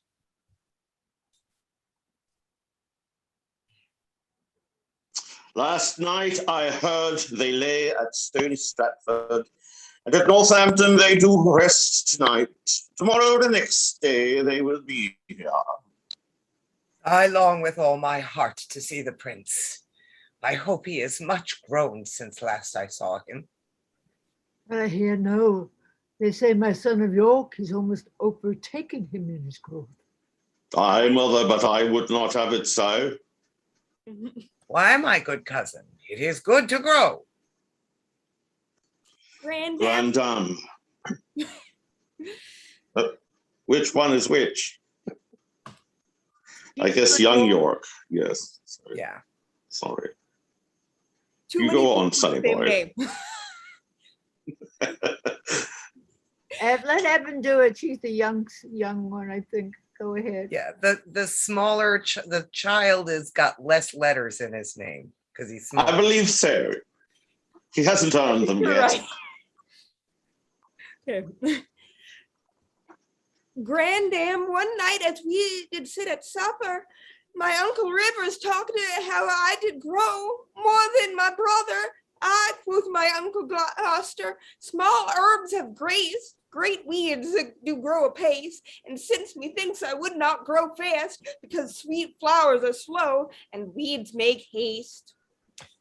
Good faith, the saying did not hold in him that did object the same to thee. He was the wretchedest thing when he was young, so long a growing and so leisurely, that if his rule were true, he should be gracious. That's my York. And Yes, so, it's all you. It's all you until like next page, I think. I got this. And so no doubt he is, my gracious madam. I hope he is, but yet let mothers doubt. Now, by my troth, if I had been remembered, I could have given my uncle's grace a flout to touch his growth in nearer than he touched mine. Oh, my young York, I prithee, let me hear it. Marry, they say, my uncle grew so fast that he could gnaw a crust at 2 hours old. 'Twas full 2 years ere I could get a tooth. Grandam, this would have been a biting jest. Prithee, York, who told you this? Grandam, his nurse. Oh, his nurse? Why, she was dead ere he was born. If 'twere not she, I cannot tell who told me. Parlous boy, go to. You are too shrewd. Oh, good madam, be not angry with the child. Oh, pictures have ears. Enter a messenger. Here comes a messenger. What news? Such news, my lord, as grieves me to report. How doth the prince? Well, madam, and in health. What is thy news? Lord Rivers and Lord Grey are sent to Pomfret, and with them Sir Thomas Vaughan, prisoners. Who have committed them? The mighty dukes, Gloucester and Buckingham. For what offense? The sum of all I have disclosed. Why or for what the nobles were committed is all unknown to me, my gracious lord. I mean, I see the ruin of my house. The tiger now hath seized the gentle hide. Insulting tyranny begins to judge upon the innocent Northam throne. Welcome destruction, blood and massacre. I see it in a map, the end of all. First and unquiet wrangling days. How many of you have mine eyes beheld? My husband lost his life to get the crown, and often up and down my sons were tossed for me to joy and weep their gain and loss. And being seated in domestic broils, clean overblown themselves, the conquerors make war upon themselves, brother to brother, blood to blood, self against self. Oh, preposterous and frantic outrage, end thy damned spleen, or let me die to look on the earth no more. Oh, come, my boy, we will to sanctuary. Madame, farewell. Stay, I will go with you. You have no cause? My gracious lady, go, and thither bear your treasure and your goods for my part. I'll resign unto your grace for the seal I keep, and so betide to me, as well as I tender you and all of yours. Go. I'll conduct you to the sanctuary. They all exit. Actus tertius, scena prima. The trumpets sound. Enter the young prince, the Dukes of Gloucester and Buckingham, Lord Cardinal, and others. Welcome, sweet prince, to London, to your chamber. Welcome, dear cousin. My thoughts sovereign, the weary way hath made you melancholy. No, uncle, but our crosses on the way have made it tedious, wearisome, and heavy. I want more uncles here to welcome me. Sweet prince, the untainted virtue of your years has not yet dived into the world's deceit. No more can you distinguish of a man than of his outward show, which God he knows seldom or never jumpeth with the heart. Those uncles which you want were dangerous. Your grace attended to their sugared words, but look not in the poison of their hearts. God keep you from them and from such false friends. God keep me from false friends, but they were none. My lord, the mayor of London comes to greet you. Enter the Lord Mayor. God bless your grace with health and happy days. I thank you, good my lord, and thank you all. I thought my mother and my brother York would long ere this have met us on the way. Fie, what a slug is Hastings, that he comes not to tell us whether they will come or no. And in good time, here comes the sweating lord. Welcome, my lord. What, will our mother come? On what occasion, God, he knows, not I, the queen, your mother, and your brother York have taken sanctuary. The tender prince would fain have come with me to meet your grace, but by his mother was perforce withheld. Fie! What an indirect and peevish course is this of hers. Lord Cardinal, will your grace persuade the queen to send the Duke of York unto his princely brother presently? If she deny, Lord Hastings go with him, and from her jealous arms pluck him perforce. My Lord of Buckingham, if my weak oratory can from his mother win the Duke of York, anon expect him here. But if she be obdurate to mild entreaties, God forbid we should infringe the holy privilege of the blessed sanctuary. Not for all this land would I be guilty of such so great a sin.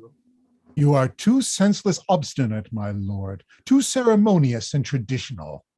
Weigh it but with the grossness of this age. You break not sanctuary into seizing him. The benefit thereof is always granted to those whose dealings have deserved the place, and those who have the wit to claim the place. This prince hath neither claimed it nor deserved it, and therefore, in mine opinion, cannot have it. Then, taking him from thence, that is not there, you break no privilege, nor charter there. Oft have I heard of sanctuary men, but sanctuary children ne'er till now. My lord, you shall overrule my mind for once. Come on, Lord Hastings, will you go with me? I go, my lord. Exit the cardinal and Hastings. Good lords, make all the speedy haste you may. Say, Uncle Gloucester, if our brother come, Where shall we sojourn till our coronation? Where it thinkest best unto your royal self. If I may counsel you some day or two, your highness shall repose you at the tower. Then where you please, and shall be thought most fit for your best health and recreation. I do not like the tower of any place. Did Julius Caesar build that place, my lord? He did, my gracious lord, begin that place, which since succeeding ages have re-edified. Is it upon record, or else reported successively from age to age he built it? Upon record, my gracious lord. But say, my lord, it were not registered. Methinks the truth should live from age to age, as 'twere retailed to all posterity, even to the general ending day. So wise, so young, they say do never live so long. What say you, uncle? I say, without characters, fame lives long. Thus, like the formal vice, iniquity, I moralize two meanings in one word. But Julius Caesar was a famous man, with what his valor did enrich his wit set down to make his valor live. Death makes no conquest of his conqueror, for now he lives in fame, though not in life. I'll tell you what, my cousin Buckingham. What, my gracious lord? And if I live until I be a man, I'll win our ancient right in France again, or die a soldier as I live the king. Short summers lightly have a forward spring. Enter young York, Hastings, and the cardinal. Now, in good time, here comes the Duke of York. Richard of York, how fares our noble brother? Oh, Lord. Well, my dear lord, I must call you now. Or is that other York?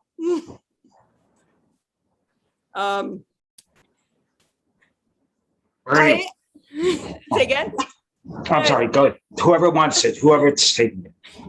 I'll talk to myself if I have to, but if somebody else wants to take it. It's supposed to be Ernie, Yeah, I no, I think. think it's supposed to be Kate, or if Oh. she's there. I'll do it. I thank you, gentle uncle. Oh, my lord, you said that I don't need their fast and growth. The prince, my brother, has outgrown me far.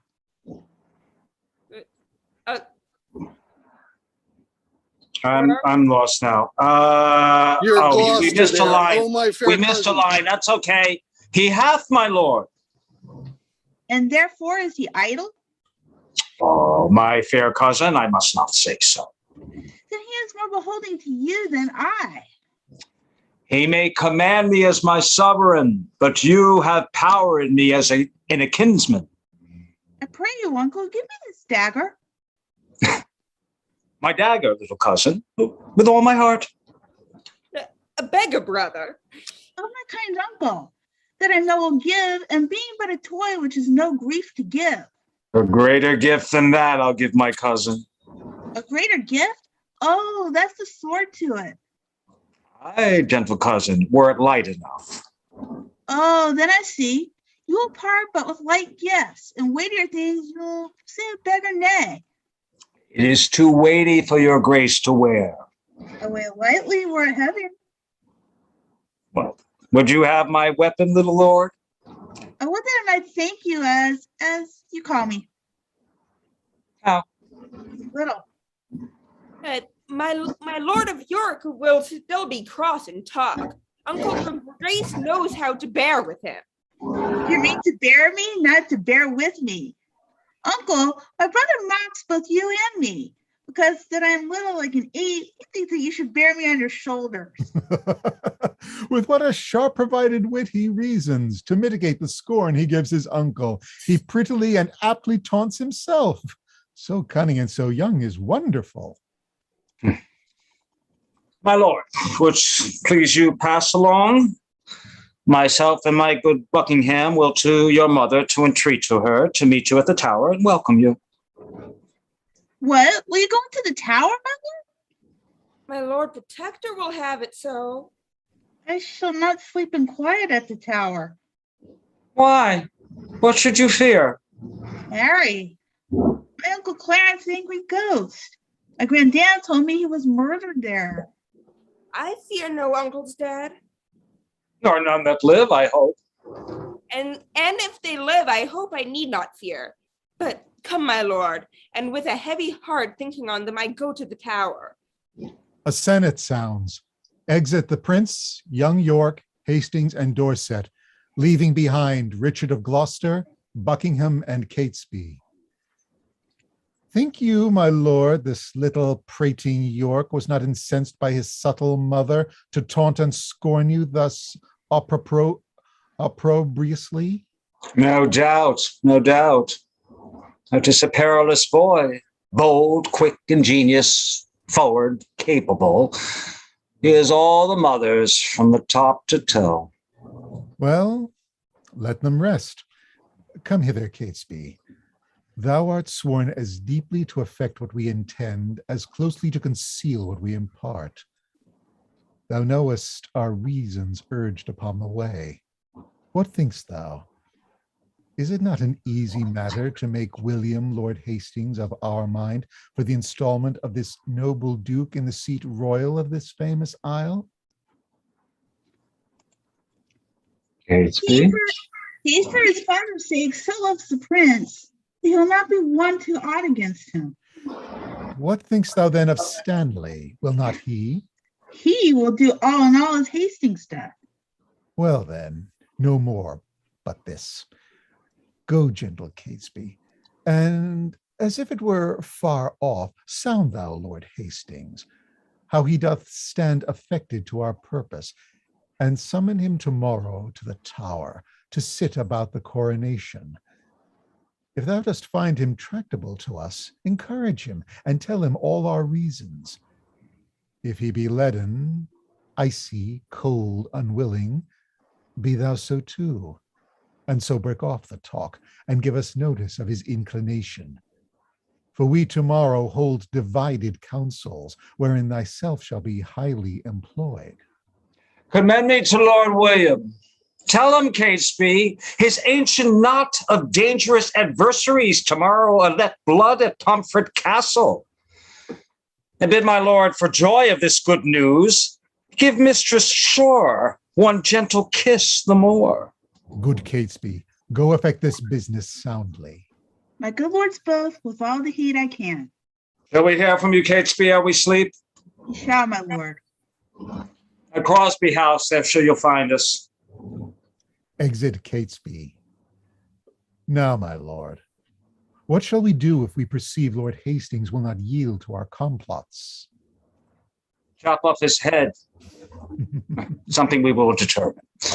And look, when I am king, claim thou of me the earldom of Hereford and all the movables whereof the king my brother was possessed.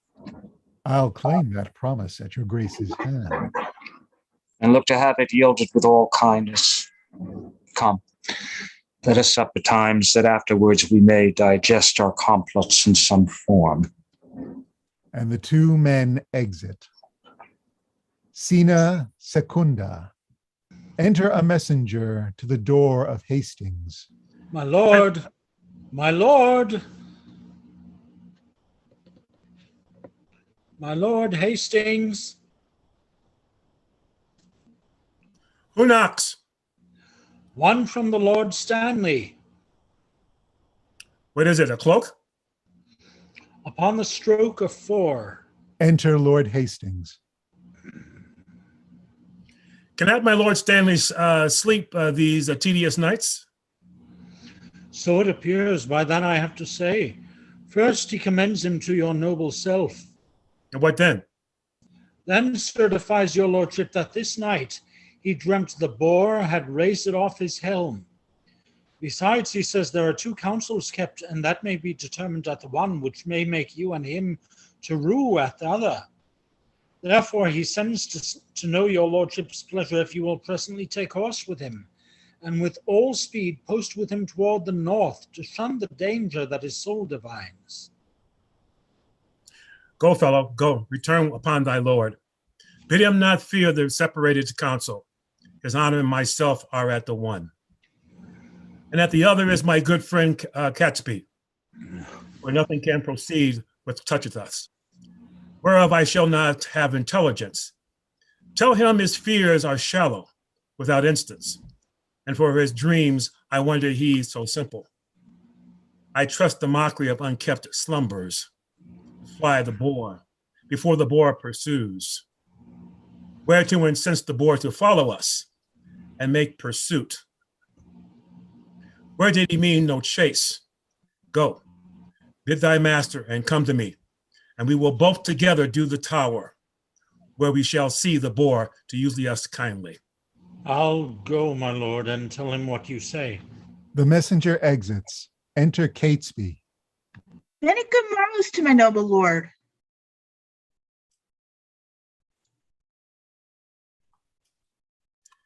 Good morrow, Catesby. You're early stirring. What news for news in this our tarting state? It is a reeling world indeed, my lord, and I believe will never stand upright till Richard wear the garland of the realm. How were the garland? Dost thou mean the crown? Aye, my good lord. Aye. I have this crown of mine cut for my shoulders, before I'll see the crown so foul misplaced. But canst thou guess thou have doth at it? Aye, on my life, and hopes to find you forward upon his party for the gain thereof. And thereupon he sends you this good news, that the same very day your enemies, the kindred of the queen, must die at Pomfret. Indeed, I am no mourner for that news, because they have been still my adverse adversaries. But at idle give my voice on Richard's side, to bear my master's heirs to true descent. God knows I will not do it to the death. God keep your lordship in that gracious mind. But I shall laugh at this a 12-month hence, that which brought me to my master's hate. I live to look upon that tragedy. Well, Gatsby, ere a fortnight make me older, I'll send some packing that yet thinketh not on it. 'Tis a vile thing to die, my gracious lord, when men are unprepared and look not for it. Oh, monstrous, oh, monstrous. And so falls it with Rivers, Vaughan, and Gray.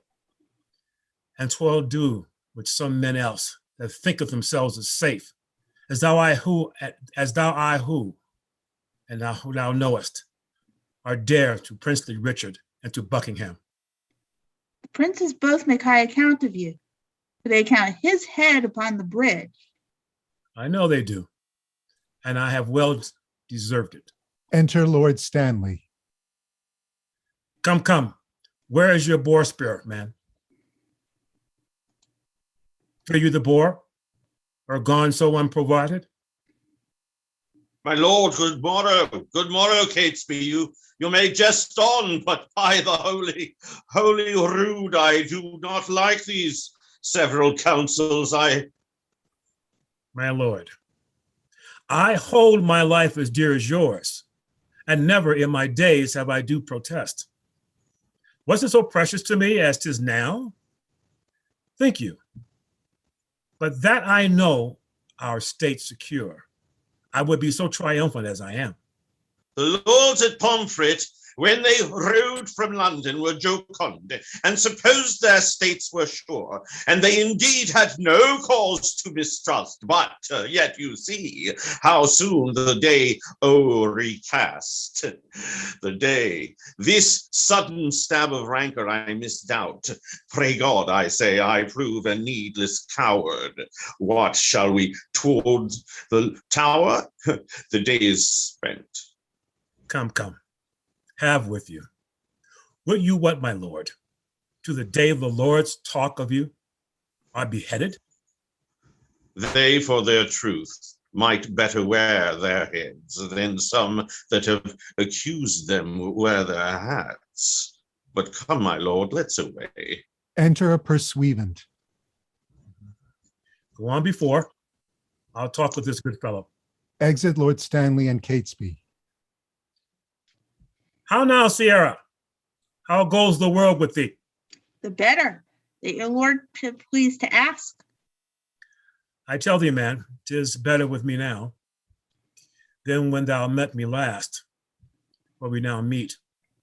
Then I was going prisoner to the tower by the suggestion of the queen's heirs. But now I tell thee, keep it to thyself. This day, those enemies are put to death, and I, in better state than I was. God hold it to your honor's good content. Gramercy, fellow, there. Drink of that for me. Hastings throw the pursuivant his purse. I thank your honor. The pursuivant exits. Enter a priest. I thank thee, good Sir John, with all my heart. I am in your debt for your last exercise. Come to the next Sabbath, and I will content you. I'll wait upon your lordship. Enter Buckingham. What? Talking with a priest, Lord Chamberlain? Your friends at Pomfret, they do need the priest. Your honor hath no shriving work in hand. Good faith. When I meet his holy man, the men of talk have come into my mind. But go toward the tower. I do, my lord, but long I cannot stay there. I shall return before your lordship thence. Nay, like enough. For I stay dinner there. And supper too, although thou knowst it not. Come, will you go? I'll wait upon your friend. I'll wait upon your lordship. And the two men exit. Scena Tertia. Enter Sir Richard Ratcliffe with halberdiers, carrying the nobles to their deaths at Pomfret Castle. Sir Richard Ratcliffe, let me tell thee this. Today shalt thou behold a subject die, for truth, for duty, and for loyalty. God bless the prince from all the pack of you, and not you are of damn bloodsuckers. You live that shall cry woe for this hereafter. Dispatch, the limit of your lives is out. O prophet, O thou bloody prison, fatal and ominous to noble peers, within the guilty course of thy walls, Richard II was hacked to death, and for now slander to thy dismal seat, we give to thee our guiltless bloods to drink. Now Margaret's curse has fallen upon our heads. She exclaimed on Hastings, you and I, for standing by when Richard stabbed her son. Then cursed thee, Richard. Then cursed thee, Buckingham. Then cursed thee, Hastings. Oh, remember, God, to hear her prayer for thee is now for us, and for my sister and her princely sons. Be satisfied, dear God, with our true blood, which, as thou knowest, unjustly must be split. Make haste, the hour of death is expiate. Come, Gray, come, Vaughan. Let us embrace. Farewell until we meet again in heaven. And they all exit unto execution. Scena Quarta. Enter Buckingham, Derby, Hastings, the Bishop of Ely, Norfolk, Ratcliffe, Lovell, with others at a table. Now, noble peers, that cause why we are met is to determine of the coronation. In God's name, speak, when is that royal day? Is all things ready for the royal time?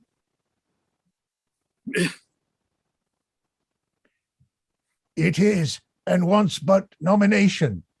Tomorrow, then, I judge judge a happy day. A happy day. Who Oh. knows the Lord Protector's mind herein?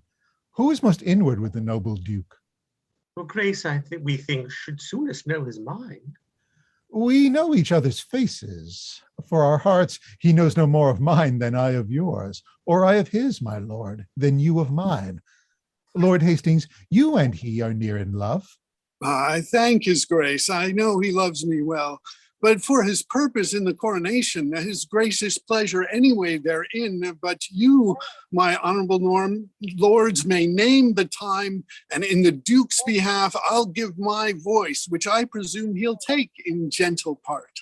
Enter Richard of Gloucester. In happy time, here comes the Duke himself.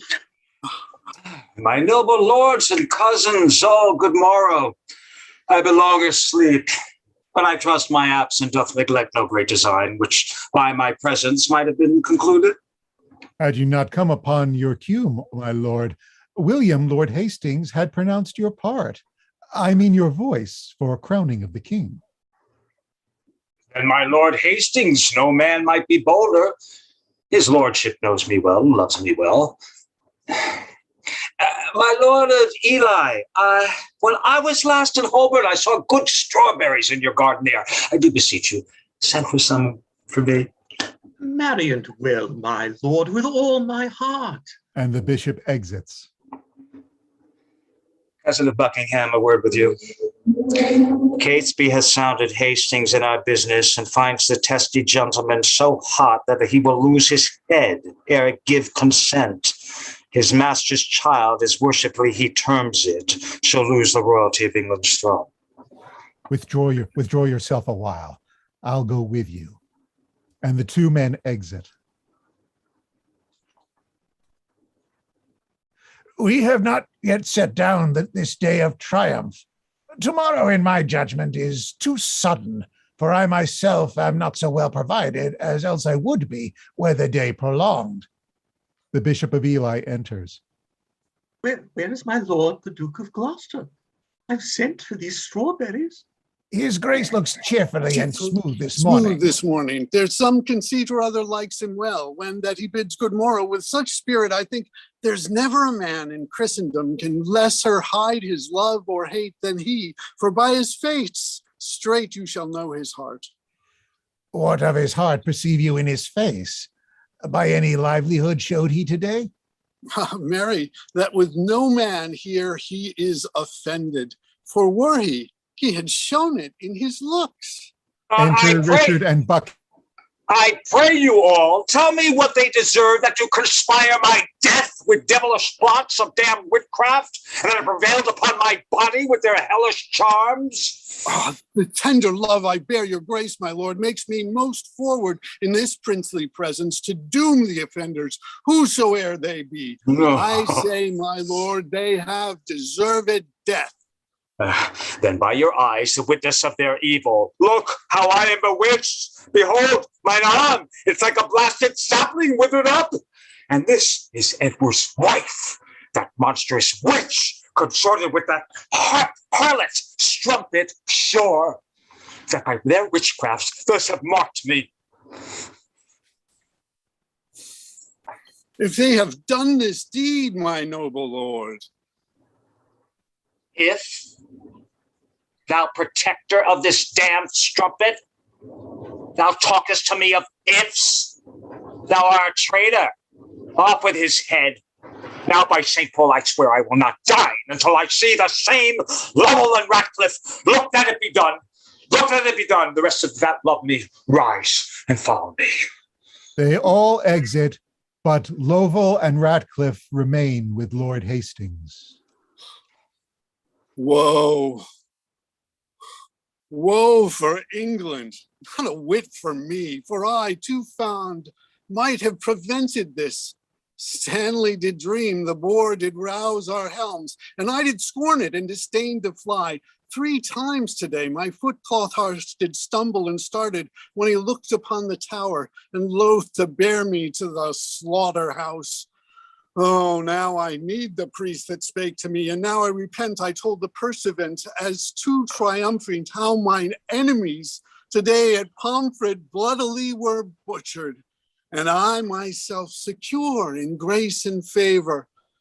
Oh, Margaret, Margaret, now thy heavy curse is lighted on poor Hastings' wretched head.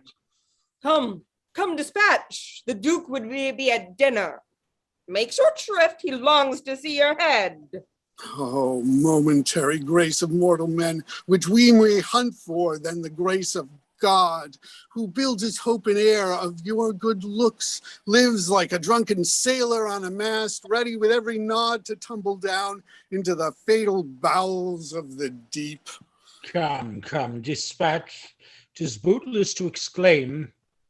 Oh, bloody Richard, miserable England, I prophesy the fearfulest times to thee that ever wretched age hath looked upon. Come, lead me to the block, bear him my head. They smile at me that shortly shall be dead. And they all exit. Scena Quinta. Enter Richard and Buckingham wearing rotten armor, marvelous ill-favored. Come, cousin. Canst thou quake and change thy color? Murder thy breath in middle of a word and again begin and stop again, as if thou wert distraught and mad with terror. Tut, I can counterfeit the deep tragedian, speak and look back and pry on every side, tremble and start at wagging of a straw, intending deep suspicion, ghastly looks are at my service, like enforced smiles, and both are ready in their offices at any time to grace my stratagems. But what? Is Catesby gone? He is. And see, he brings the mayor along. Enter Catesby and the Lord Mayor. Lord Mayor. Look to the drawbridge there. Hark, a drum! Catesby, overlook the walls. Lord Mayor, the reason we have sent. Look back, defend. There, here are enemies. God and our innocents defend and guard us. Enter Lovell and Ratcliffe with hasty head. Be patient. They are friends. Ratcliffe and Lovell. Here is the head of that ignoble traitor, the dangerous and unsuspected Hastings. So dear, I love the man that I must weep. I took him for the plainest, harmless creature that breathes upon the earth. A Christian. Made him my book, wherein my soul recorded the history of all her secret thoughts.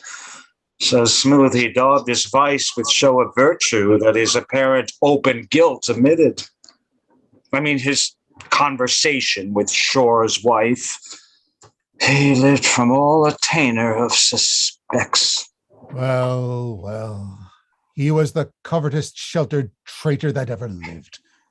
Could you imagine or almost believe, were it not that by great preservation we live to tell it, that the subtle traitor this day had plotted in the council house to murder me and my good lord of Gloucester? Had he done so? What? Think you we are Turks or infidels, or that we would, against the form of law, proceed thus rashly in this villain's death? But at the extreme peril of the case, the peace of England and our person's safety had forced us into this execution. Now fair befall you, he deserved his death. And your good graces both have well proceeded to warn false traitors from the like attempts. I never looked for better at his hands after he once fell in with Mistress Shore. Yet had we not determined he should die until your lordship came to see his end, which now the loving haste of these our friends, something against our meanings, have prevented. Because, my lord, I would have had you heard the traitor speak and timorously confess the manner and the purpose of his treasons, that you might well have signified the same unto the citizens, who haply may misconster us and him, and wail his death. But my good lord, your grace's words shall serve as well as I had seen and heard him speak. And do not doubt right noble princes both. But I'll acquaint our duteous citizens with all your just proceedings in this case. Yes, and to that end, we wish your lordship here to avoid the censures of the carping world. Which, since you come too late of our intent, yet witness what you hear we did intend. And so, my good Lord Mayor, we bid farewell. And the mayor exits. Oh, after cousin Buckingham, the mayor towards Guildhall Hall hies him on the post, there to meet his vantage of the time, in further bastardy of Edward's children. Tell them how Edward put to death a citizen only for saying he would make his son heir to the crown, meaning indeed his house, which by the sign thereof was termed so. Moreover, urge his hateful luxury and bestial appetite and change of lust, which stretch unto their servants, daughters, wives, even where his raging eye or savage heart without control lusted to make a prey. Nay, for a need thus far come near my person, tell them when that my mother went with child of that insatiate Edward, noble York, my princely father, that had wars in France, and by true computation of the time found that the issue was not his begot, which well appeared in his lineaments, being nothing like the noble Duke of my York, noble Duke, my father, yet touched sparingly is far off, because, my lord, my mother lives. Doubt not, my lord, I'll play the orator as if the golden fee for which I plead were for myself. And so, my lord, adieu. If you thrive well, bring them to Baynard's Castle, where you shall find me well accompanied with reverends, fathers, and well-learned bishops. I go, and toward 3 or 4 o'clock, look for the news that the Guildhall affords, and Buckingham exits. Go, Lovell, with all speed to Dr. Shaw. Go thou to Friar Penker. Bid them both meet me within this hour at Baynard's Castle. And the 2 men exit. Now will I go to take some privy order to draw the brats of Clarence out of my sight, and to give order that no mannered person have any time recourse unto the princes. And he exits. Act 3, Scene 6. Enter a scrivener. Here is the indictment of the good Lord Hastings, which in a set hand fairly is engrossed. And it may be today read o' the Pauls, and marked how well the sequel hangs together. 11 hours I have spent to write it over, for yesternight by Gatsby was it sent to me. The predicament was full as long a doing, and yet within these 5 hours Hastings lived, untainted, unexamined, free at liberty. Here's a good world the while, and who is so gross that cannot see the palpable device? Yet who so bold but says he sees it not? Bad is the world, and all will come to naught when such ill dealing must be seen and thought. And he exits. Scene 7. Enter Richard and Buckingham at several doors. How now? What said the citizens?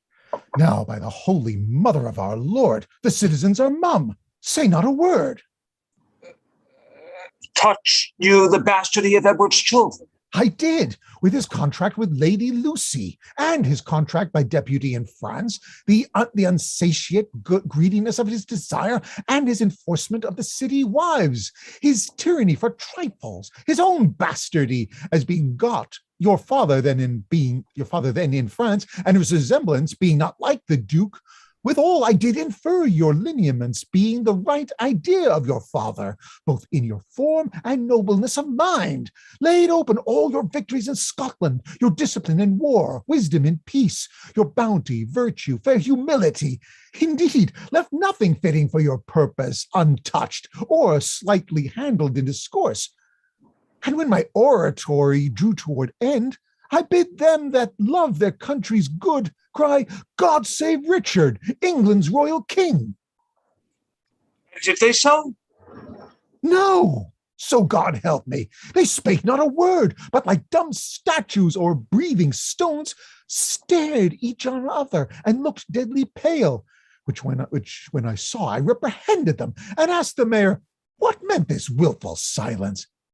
His answer was, the people were not used to be spoke to, but by the recorder. Then he was urged to tell my tale again. Thus saith the Duke, thus hath the Duke inferred. But nothing spoke, warned from himself. When he had done, some followers of mine own at lower end of the hall hurled up their caps, and some 10 voices cried, God save King Richard! and thus I took the vantage of those few. Thanks, generals, gentle citizens and friends, quoth I. This general applause and cheerful shout argues your wisdom and your love to Richard. And even here brake off and came away. What tongueless flunks were they? Would they not speak? Will not the mayor then and his brethren come? The mayor is here at hand, intends some fear. Be not you spoke with, but by mighty suit. And look you, get a prayer book in your hand, and stand between two churchmen, good my lord.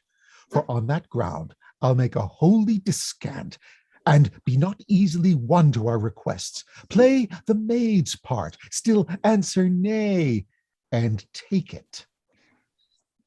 I go. And if you plead as well for them as I can say nay to thee for myself, no doubt we bring it to a happy issue. Go up to the leads. The Lord Mayor knocks. Richard exits, and the mayor and citizens enter. Welcome, my lord. I dance attendance here. I think the Duke will not be spoke withal. Enter Catesby. Now, Catesby, what says your lord to my request? He does entreat your grace, my noble lord, to visit him tomorrow or next day. He is within with two right reverend fathers, divinely bent to meditation, and in no worldly sweets would he be moved to draw him from his holy exercise. Return good Catesby to the gracious Duke. Tell him myself, the mayor, and aldermen in deep designs, in matter of great moment, no less importing than our general good, are come to have some conference with his grace. I'll signify so much unto him straight. Catesby exits. Aha, my lord. This prince is not an Edward. He is not lulling on a lewd love bed, but on his knees at meditation, not dallying with a brace of courtesans, but meditating with two deep divines, not sleeping to engross his idle body, but praying to enrich his watchful soul. Happy were England were this virtuous prince take on his grace the sovereignty thereof. But sure I fear we shall not win him to it.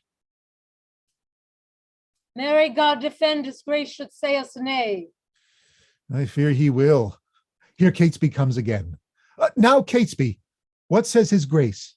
He wonders to what end you have assembled such troops of citizens to come to him, his grace not being warned thereof before. He fears, my lord, you mean no good to him.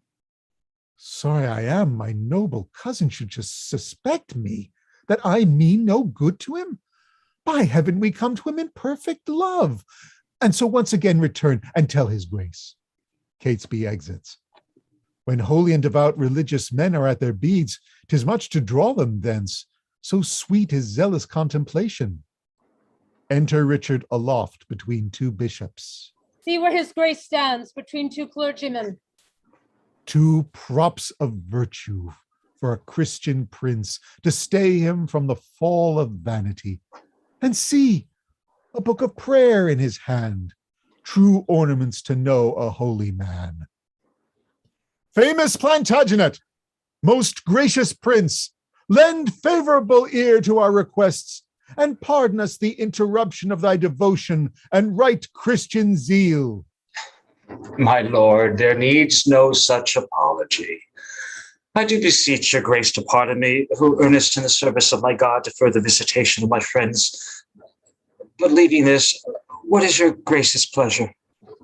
Even that, I hope, which pleaseth God above and all good men of this ungoverned isle.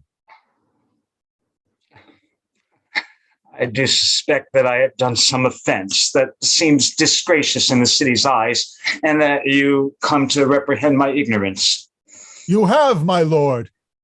Would it might please your grace on our entreaties to amend your fault. Oh, whereof I breathe I in a Christian land. Know then, it is your fault that you resign the supreme seat, the throne majestical, the sceptered office of your ancestors, your state of fortune and your due of birth, the lineal glory of your royal house, to the corruption of a blemished stock, whilst in the mildness of your sleepy thoughts, which here we waken to our country's good.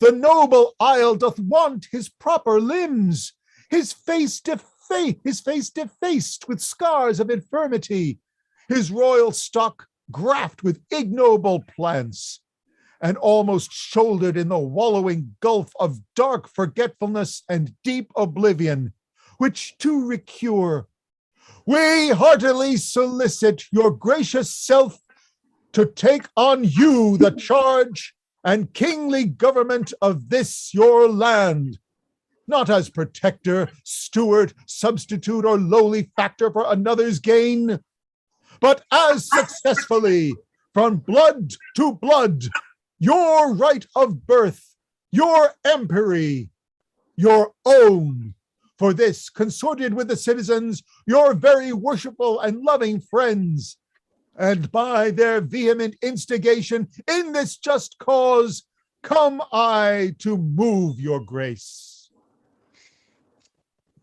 I cannot tell us to depart in silence or bitterly to speak in your reproof.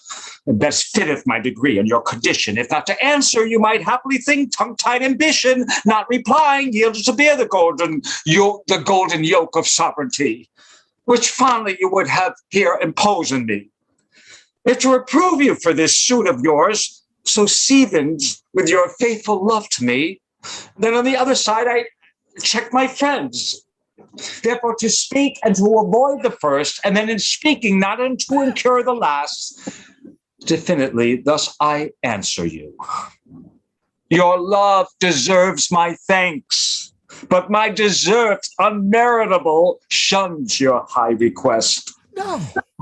First, if all obstacles were cut away, and that my path were even to the crown as the right revenue and due to birth, yet so much is my poverty of spirit, so much and so many my defects, that I would rather hide me from the greatness, being a bark to broke no mighty sea, than in my greatness cover to be hid, and in a vapor of my glory smothered. Thank God, be thanked, there is no need of me, and much I need to help you, were there need. The royal tree hath left us royal fruit, which, mellowed by the stealing hours of time, will well become the seat of majesty, and make no doubt us happy by his reign. On him I lay that you would lay on me, the right and fortune of his happy stars, which God defend that I should wring from him. My lord, this argues conscience in your grace, but the respects thereof are nice and trivial. All circumstances well considered. You say that Edward is your brother's son. So say we too, but not by Edward's wife. For first was he contract to Lady Lucy. Your mother lives a witness to his vow, and afterwards by substitute betrothed to Bona, sister to the King of France.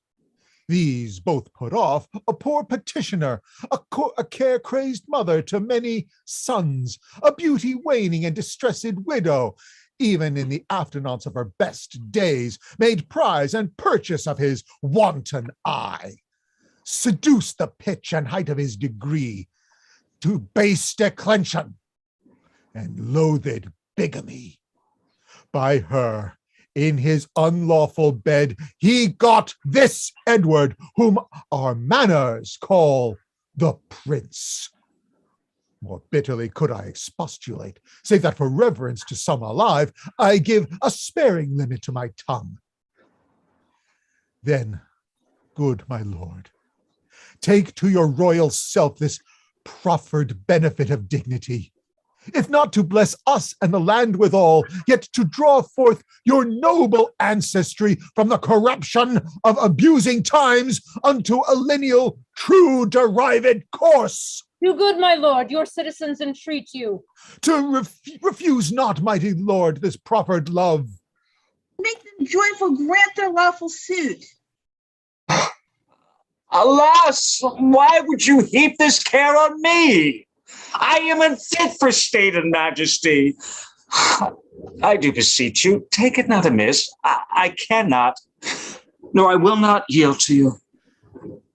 If you refuse it, as in love and zeal, loath to depose the child, your brother's son, as well we know your tenderness of heart and gentle, kind, effeminate remorse, which we have noted in you to your kindred, and eagerly indeed to all estates.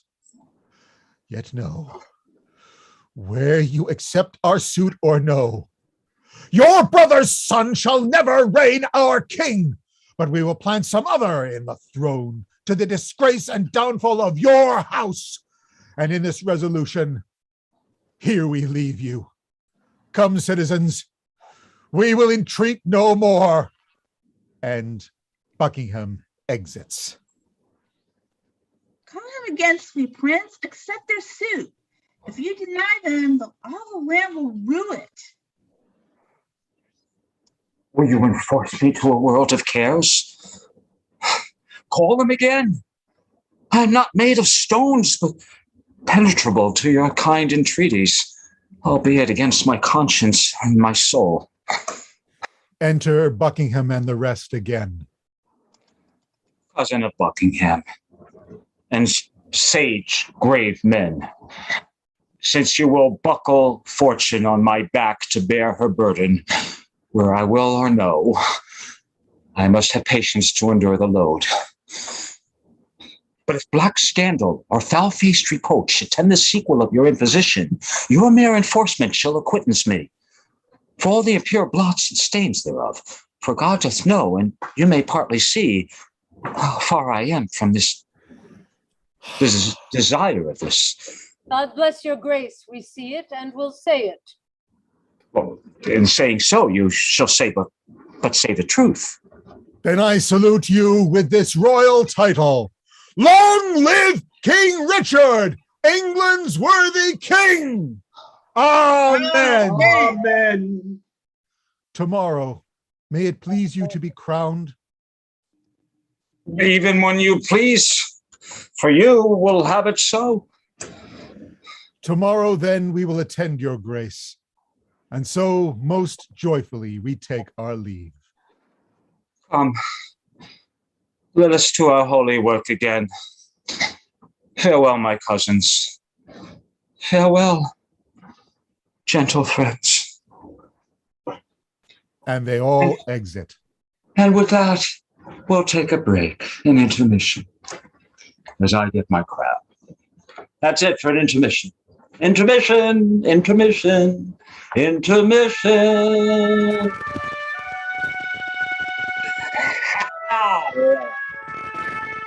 So we'll take 10, darlings. Thank you, Ted. Okay, we're getting a 6, let's be back at 10:15. Anybody have any questions or issues? So what was going on? The Kate who played Anne, she missed a lot of parts. Is that what Yeah, I don't know what's going on. A lot of cues getting this. Somebody, it's a little loud. Yeah. That's a little loud.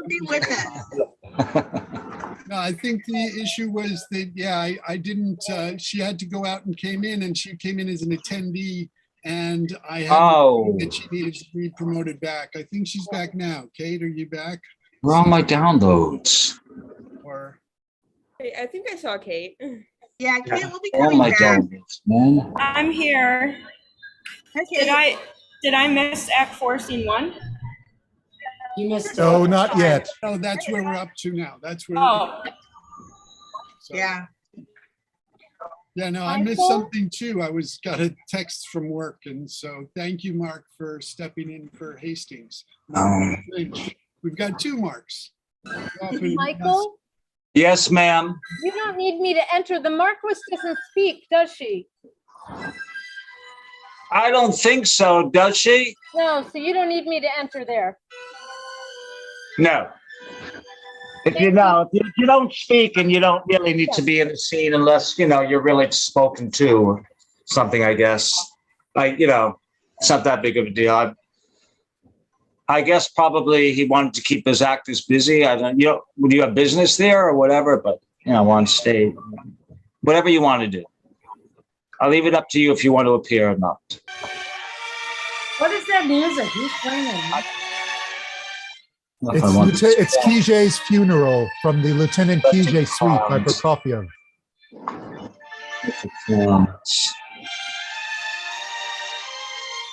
This is an interesting reading. Can I ask you, did I lose sound a lot? Because I know I lost my connection a few times. Oh, it was fine. It was fine. All right, because you can't tell sometimes, and I know I've seen it frozen before. I apologize to everybody that my PDF was stuck sometimes. Goofy. Yes, this is one of the things about it being, we're doing it all from our different things. Things happen. Yeah, this is very much like England in the War of the Roses. All kinds of weird things happening. I'm sorry. You know what I read about? You really need to cut this music. Yeah. Please, Michael, stop the music, please. It's not me. No, it's Tony. Oh. Don't play that. Anyway, I was reading about the Wars of the Roses, and I mean, I thought I knew a fair amount of them. I was reading on Wikipedia, and it's so much more involved than even Shakespeare laid out, it was just starting to boggle my mind. But it was so fascinating the way Wikipedia laid them out, in that it really was the transition between feudalism and the way power was structured amongst the nobles, the aristocracy.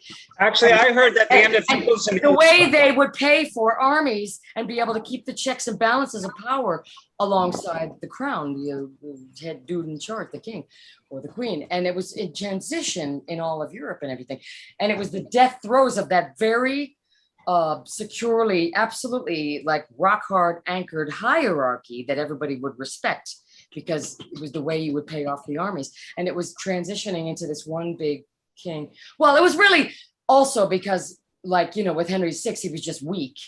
So it was chaos. And so, the different families would just benefit off that too. But in all of Europe, it was changing anyway. So it's just fascinating. Political scientists might get a real kick out of it. I don't know. Yeah, well, and also how accurate. It's like, yes, he wrote this play for Queen Elizabeth, who was the granddaughter of the guy who killed Richard III. Right. So you really have to make Richmond, Henry VII, look like just, and he was really in some ways well, thank God we don't have this mess anymore. And now we have prosperity and all that. Yeah. Considering that Henry VII was a real tightwad. And really he really created the central army and took a lot of power away from the noble families and concentrated more with the king, which then his son used to great effect. Right. And he felt strong enough to even get rid of the heckin' church hierarchy. Right. You know the story of Henry VII and the soothsayer? No, I don't think so. No, tell me. Well, Henry VII was giving this feast for whatever reason it was, and he was told that there was a fortune teller and that wanted to perform for him. So he told them to bring the fortune teller in, and he was kind of skeptical. So he asked the fortune teller, "I want to ask you this question, and we'll see if you really can see the future or not. Where are you going to celebrate Christmas this year?" The fortune teller says, of course I know where I'm going to celebrate Christmas, at home with my family." And Henry VII smiled very unpleasantly and said, "Now I know that you're not able to tell the truth, because I happen to know where you're going to be spending Christmas, in the dungeon of the tower." Oh gosh. Well, why did he say, wow. Why was he against this soothsayer? Because he was being cruel. I missed the first part. Well, because it's because he just felt like being a schmuck. He just felt like being a schmuck. Yep. Oh my gosh. Well, he had to be the biggest dick to sort of say that's why I should be King of England and why we should be the royal family, even though Plantagenets, he had a very weak claim in terms of, I think, like after Richard III died, that actually, spoiler, sorry. I mean, it's 500 years ago, of course. So, but well, wait, how long was Henry VII the king? Not that long, right? Oh no, he was for a good long time. I think it was like 20 years at least. Oh, okay. He really established the Tudor dynasty. Right. And then Henry VIII came in, he was a young man. Wrong. His First was brother died. Arthur. His brother died in the joust. No, his father died either of consumption or testicular cancer. They're not really sure which. No, Henry VIII's brother, I'm saying. That's what I'm talking about. Oh, yeah? Yeah. Arthur, after Arthur married Catherine of Aragon, In he France. died shortly afterwards Okay, right. from either consumption, tuberculosis, or testicular cancer. Or the plague. No, there wasn't any plague at the time. Wow. Wow. Arthur, yes, that's a Wedding great name for somebody who's going to be king of England. It worked for Yeah, they, one king, they but- intended that Henry go into the church. Oh, yeah. He was a composer, you know, Henry VIII. Well, as we all saw Robert Shaw in A Man for All Seasons, he could write really decent Elizabethan music. Well, pre-Elizabethan. Those Plantagenets, Well, ever watch they that, were getting up to all kinds of shit. Do you ever watch on Like- Channel 13 that blonde woman who takes you through, she plays all the characters? You mean Lucy Worley? Yeah. Oh She- yeah, I have that. I have that. I amazing. have her on. She's absolutely amazing. I'd never, Cool. she's the most talented woman I've ever looked at. Wow. I haven't even heard of it. She's She's British. a fair historian. I'll give her that.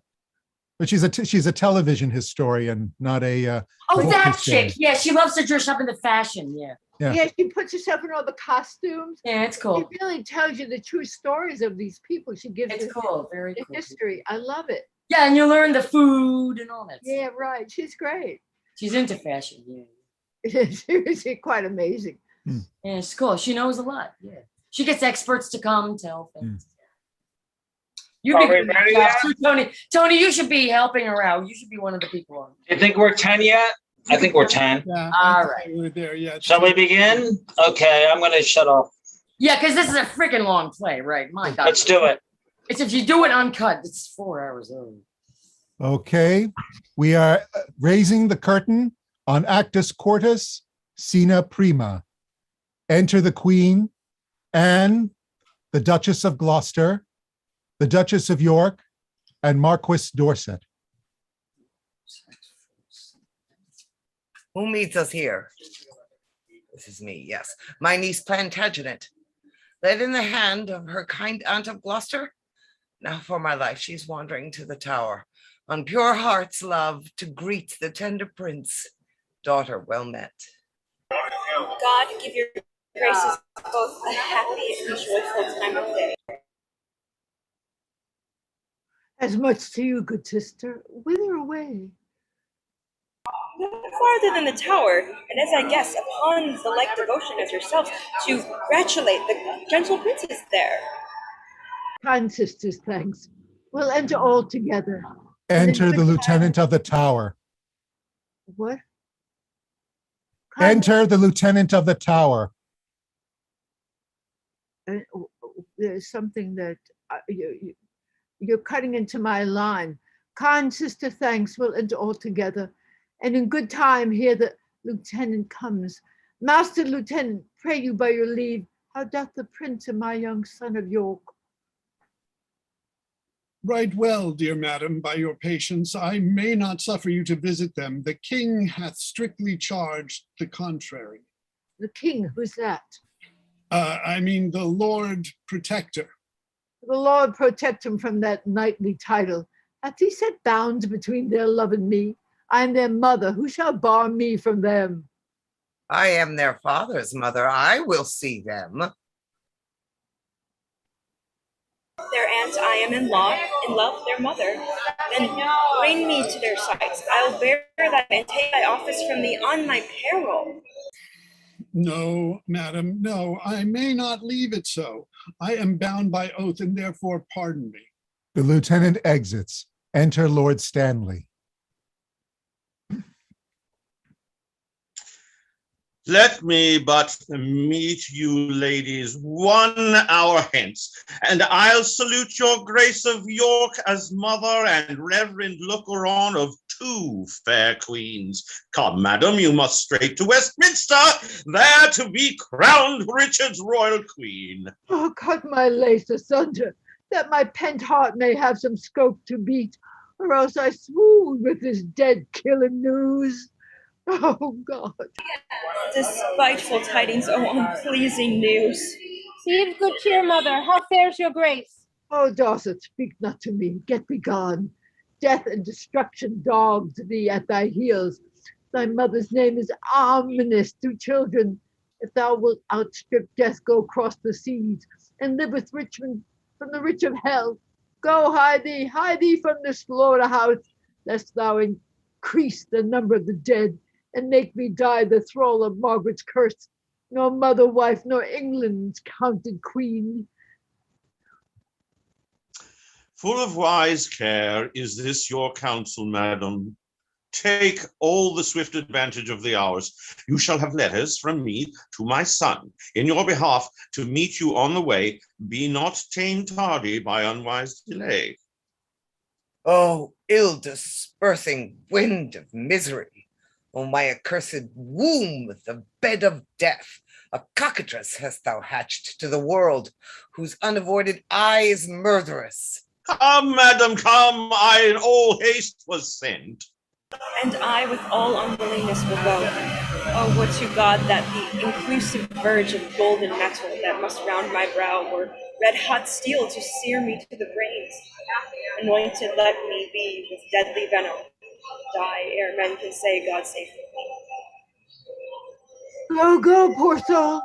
I envy not thy glory. To feed my humor, wish thyself no harm. No? Why? When he that is my husband now came to me as I followed Henry's course, when scarce the blood was well washed from his hand, which issued from my other angel husband, and that dear saint, which I then weeping followed. Oh, when I say I looked on Richard's face, this was my wish. Be thou, quoth I, accursed for making me so young, so old a widow. And when thou weddest, let sorrow haunt thy bed, and be thy wife. If any be so mad, more miserable by the life of thee, than thou hast made me by my dear lord's death. Lo, ere I can repeat this curse again within so small a time, my woman's heart grossly grew captive to his honey words, and proved the subject of mine own soul's curse. Oh, poor heart, adieu, I pity thy complaining. Farewell, thou woeful welcomer of glory.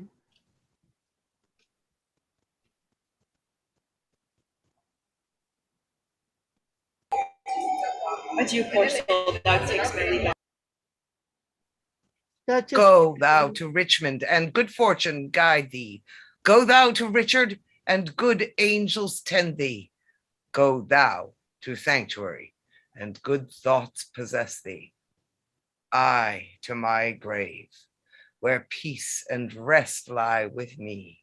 80 odd years of sorrow have I seen, and each hour's joy racked with a week of teen.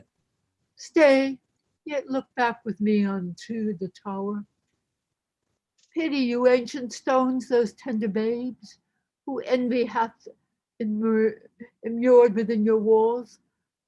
Rough cradle for such little pretty ones, rude ragged nurse, old sullen playfellow for tender princes. Use my babies well. So foolish sorrows bid your stones farewell. They all exit. Scena secunda. A senate sounds. Enter Richard in pomp, Buckingham, Catesby, Ratcliffe, and Lovell. Stand all apart, cousin of Buckingham. My gracious sovereign. Give me thy hand. Thus high by thy advice and thy assistance is King Richard seated. But shall we wear these glories for a day, or shall they last and we rejoice in them? Still live they, and forever let them last. Buckingham, now do I play the touch to try if thou be current gold indeed. Young Edward lives. Think now what I would speak. Say on, my loving lord. Why, Buckingham, I say I would be king. Why, so you are, my thrice renowned lord. My king, 'tis so. But Edward lives. True, noble prince. Bitter consequence that Edward still should live, true noble prince. Cousin, thou wast not wont to be so dull. Shall I be plain? I wish the bastards dead, and I would have it suddenly performed. What sayest thou now? Speak suddenly, be brief. Your grace may do your pleasure. Oh, ice, thy kindness freezes. Say I have thy consent that they shall die. Give me some little breath, some pause, dear lord, before I positively speak in this. I will resolve you herein presently. And Buckingham exits. King is angry. See how he nods his lip? Will converse with iron-witted fools and unrespective boys. None are for me that look unto me with considerate eyes. I, reaching Buckingham, grow circumspect. Boy, any page, boy, you, there, boy. My lord? Yeah. Huh. Knowest thou not any whom corrupting gold will tempt into a close exploit of death? I know a discontented gentleman, whose humble means match not his haughty spirit. Gold were as good as 20 orators, and will no doubt tempt him to anything. What is his name? His name, my lord, is Tyrrell. Oh, I hardly know the man. Go, call him hither. Call him hither, boy. The page exits. Deep revolving, witty Buckingham no more shall be the neighbor to my counsels. Hath he so long held out with me untried, and stops he now for breath? Well, be it so. Enter Lord Stanley. Oh, now, my Lord Stanley, what's the news? No, my loving lord, the Marquis Dorset, as I hear, is fled to Richmond, in the parts where he abides. Come hither, Catesby. Rumor it abroad that Anne, my wife, is very grievous sick. I will take order for keeping her close. Inquire me out some mean poor gentleman whom I will marry straight to Clarence's daughter. The boy is foolish, and I fear not him. Look how thou dreamest. I say again, give out that Anne, my queen, is sick and like to die. About it. For it stands upon me much to stop all hopes whose growth may damage me. I must be married to my brother's daughter, or else my kingdom stands on brittle glass. Murder her brothers and then marry her. A certain way of gain. But I am in so far in blood that sin will pluck on sin. Tear-falling pity dwells not in this eye. Enter Tyrrell. Is thy name Tyrrell? James Tyrrell, and your most obedient subject. Art thou indeed? Prove me, my gracious lord. Darest thou resolve to kill a friend of mine? Please you. But I have rather killed 2 enemies. Well, then thou hast it. Thou hast it. 2 deep enemies, foes to my rest and my sleep's disturbers. Are they that I would have thee deal upon? Tyrrell. I mean, those bastards in the tower. Let me have open means to come to them, and soon I'll rid you from the fear of them. I'll sing us sweet music. Here, come hither, Tyrrell. Go. By this token, rise and lend thy ear. He whispers in Tyrrell's ear. There is no more but so. Say it is done, and I will leave thee and prefer thee for it. I will love thee and prefer thee for it. I will dispatch it straight. Tyrrell exits. Buckingham enters. My lord, I have considered in my mind the late request that you did sound me in. Yeah, let that rest. Dorset is fled to Richmond. I hear the news, my lord. Stanley, he is your wife's son. Well, look unto it. My lord, I claim the gift, my due by promise, for which your honor and your faith is pawned, the earldom of Hertford, and the movables which you have promised I shall possess. Stanley, look to your wife. If she convey letters to Richmond, you shall answer it. What says your highness to my just request?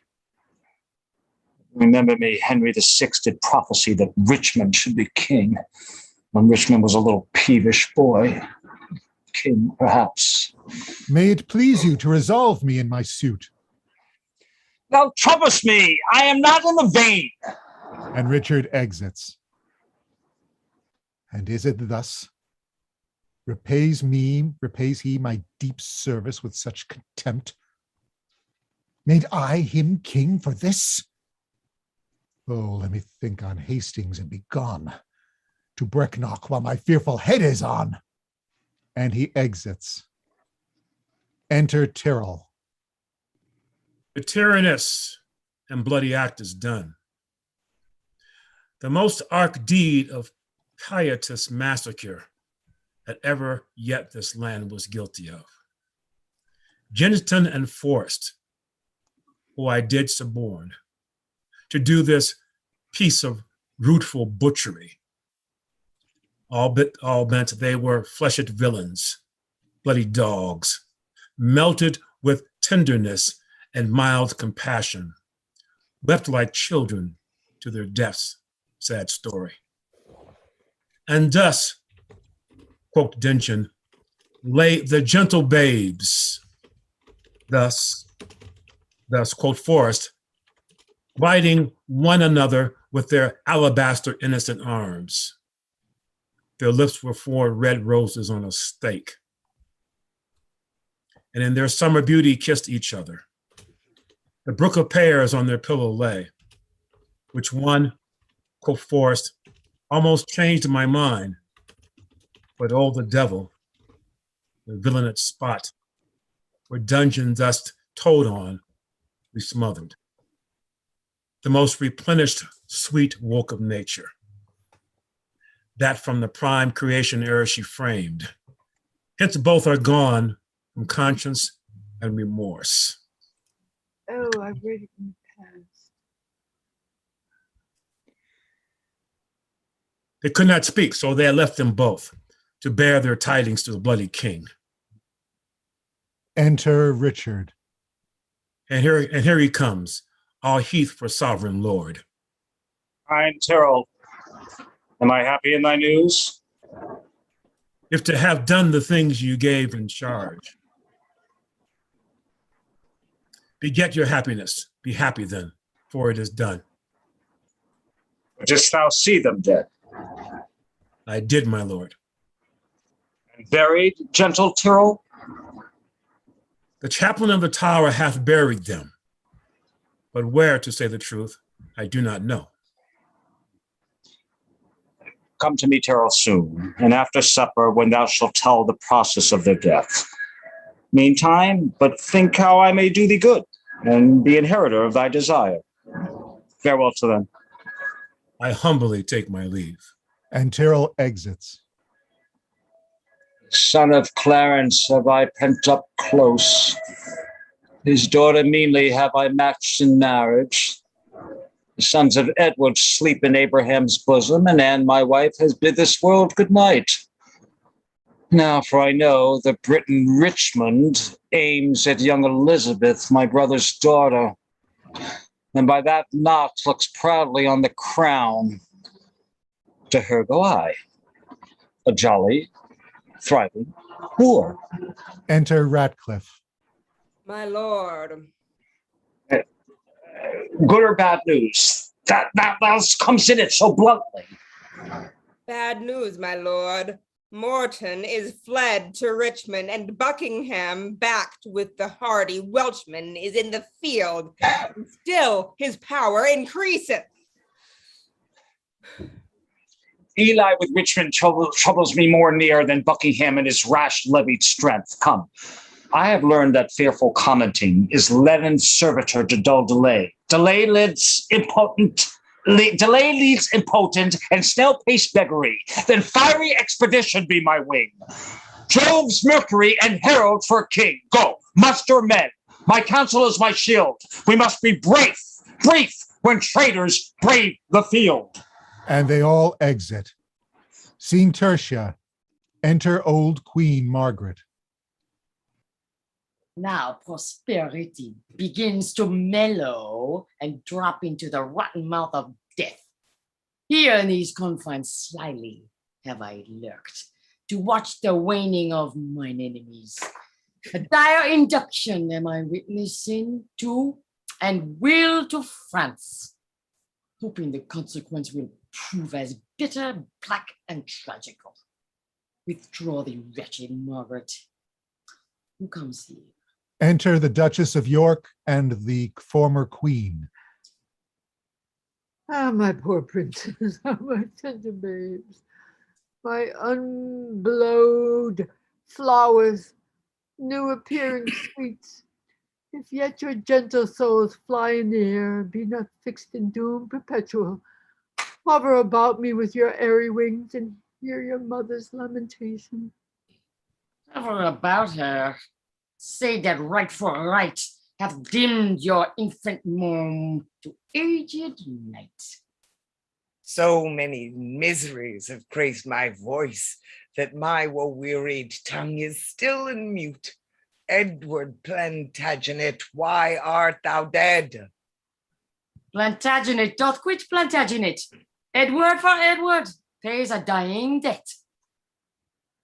Wilt thou, O God, fly from such gentle lambs and throw them in the entrails of the wolf? When didst thou sleep, when such a deed was done? When holy Harry died, and my sweet son. Dead life, blind sight, poor mortal living ghost. Woo seen world's shame, graves due by life's usurped. Brief abstract and record of tedious days. Rest thy unrest on England's lawful earth, unlawfully made drunk with innocent blood. Ah, that thou wouldst soon afford a grave, as thou canst yield a melancholy seat. Then would I hide my bones, not rest them here. Ah, who hath any cause to mourn but we? If ancient sorrow be most reverent, give mine the benefit of seigneury, and let my griefs frown on the upper hand. If sorrow can admit society, I had an Edward, till a Richard killed him. I had a husband, till a Richard killed him. Thou hadst an Edward, till a Richard killed him. Thou hadst a Richard, till a Richard killed him. I had a Richard too, and thou didst kill him. I had a Rutland too, thou hopest to kill him. Thou hadst a Clarence too, and Richard killed him. From forth the kennel of thy womb hath crept a hellhound that doth hunt us all to death. That dog that had his teeth before his eyes to worry lambs and lap their gentle blood, the foul defacer of God's handiwork that reigns in gold eyes of weeping souls, that excellent grand tyrant of the earth, thy womb let loose to chase us to our graves. O upright, just, and true disposing God, how do I thank thee that this carnal cur preys on the issue of his mother's body and makes her pew fellow with others' moan. Oh, Harry's wife, triumph not in my woes. God witness with me, I have wept for thine. Bear with me. I am hungry for revenge. And now I cloy me with beholding it. Thy Edward, he is dead. That killed my Edward. The other Edward dead, To quit my Edward, young York, he is but boot, because both they matched not the high perfection of my loss. Thy Clarence he is dead, that stabbed my Edward.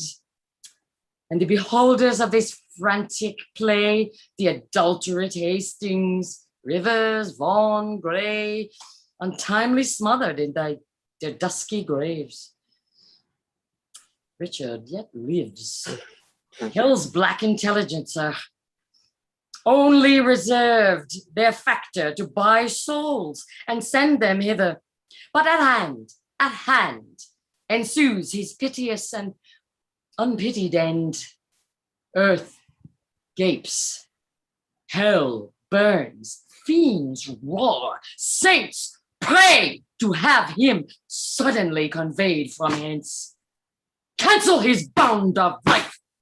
Dear God, I pray that I may live and say, dog is dead. Oh, thou didst prophesy the time would come that I should wish for thee to help me curse that bottled spider, that foul bunched back toad. I called thee then, vain flourish of my fortune. I called thee then, true shadow, painted queen, the presentation of but what I was, the flattering index of a direful pageant, one heaved high to be hurled down below.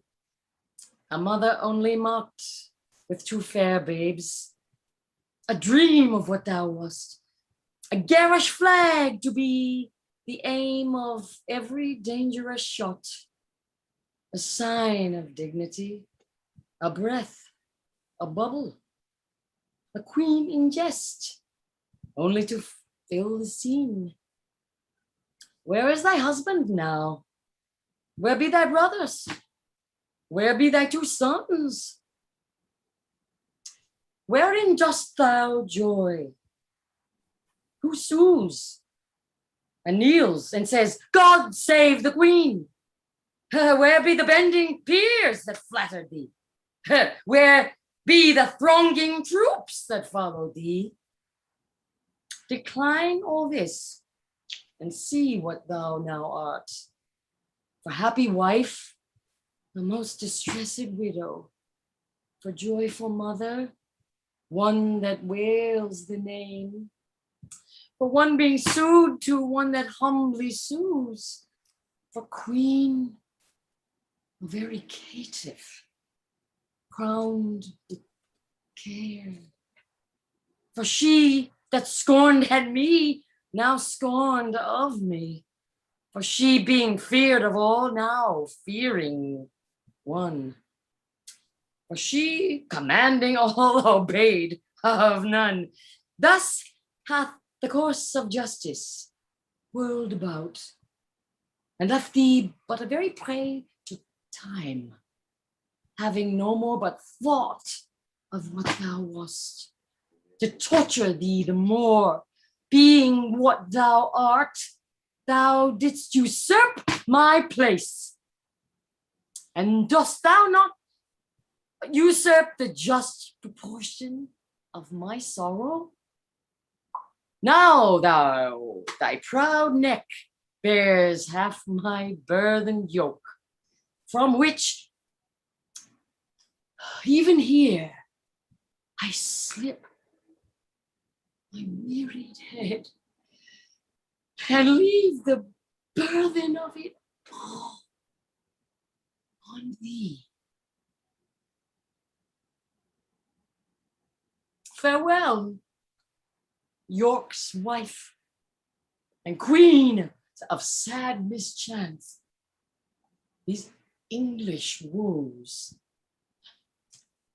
shall make me smile in France.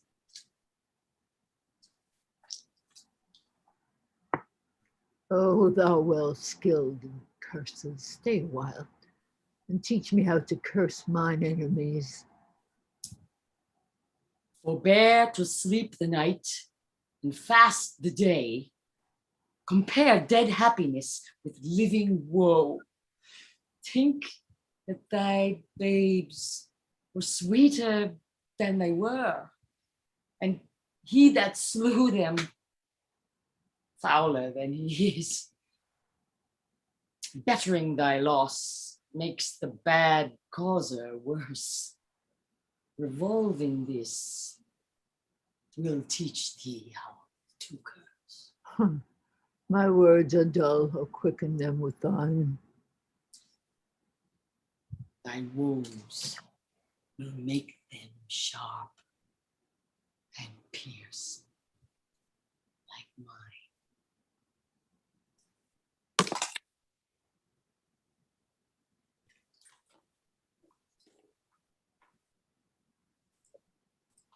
Margaret exits.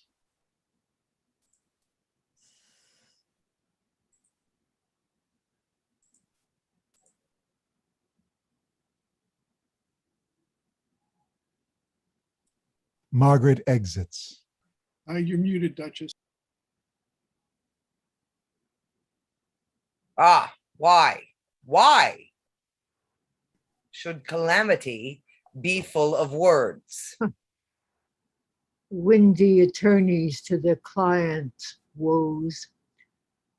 Avery succeeders of intestine joys.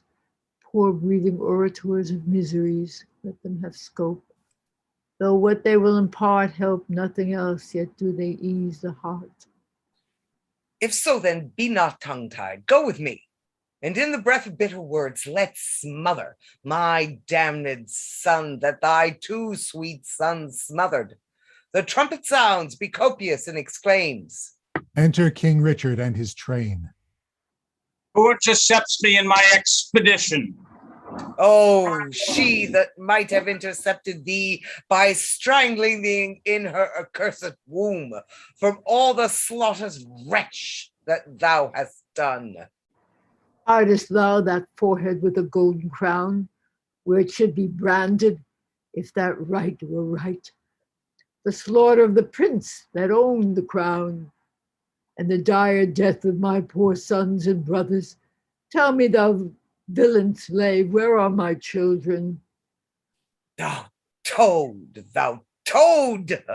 where is thy brother Clarence and little Ned Plantagenet his son?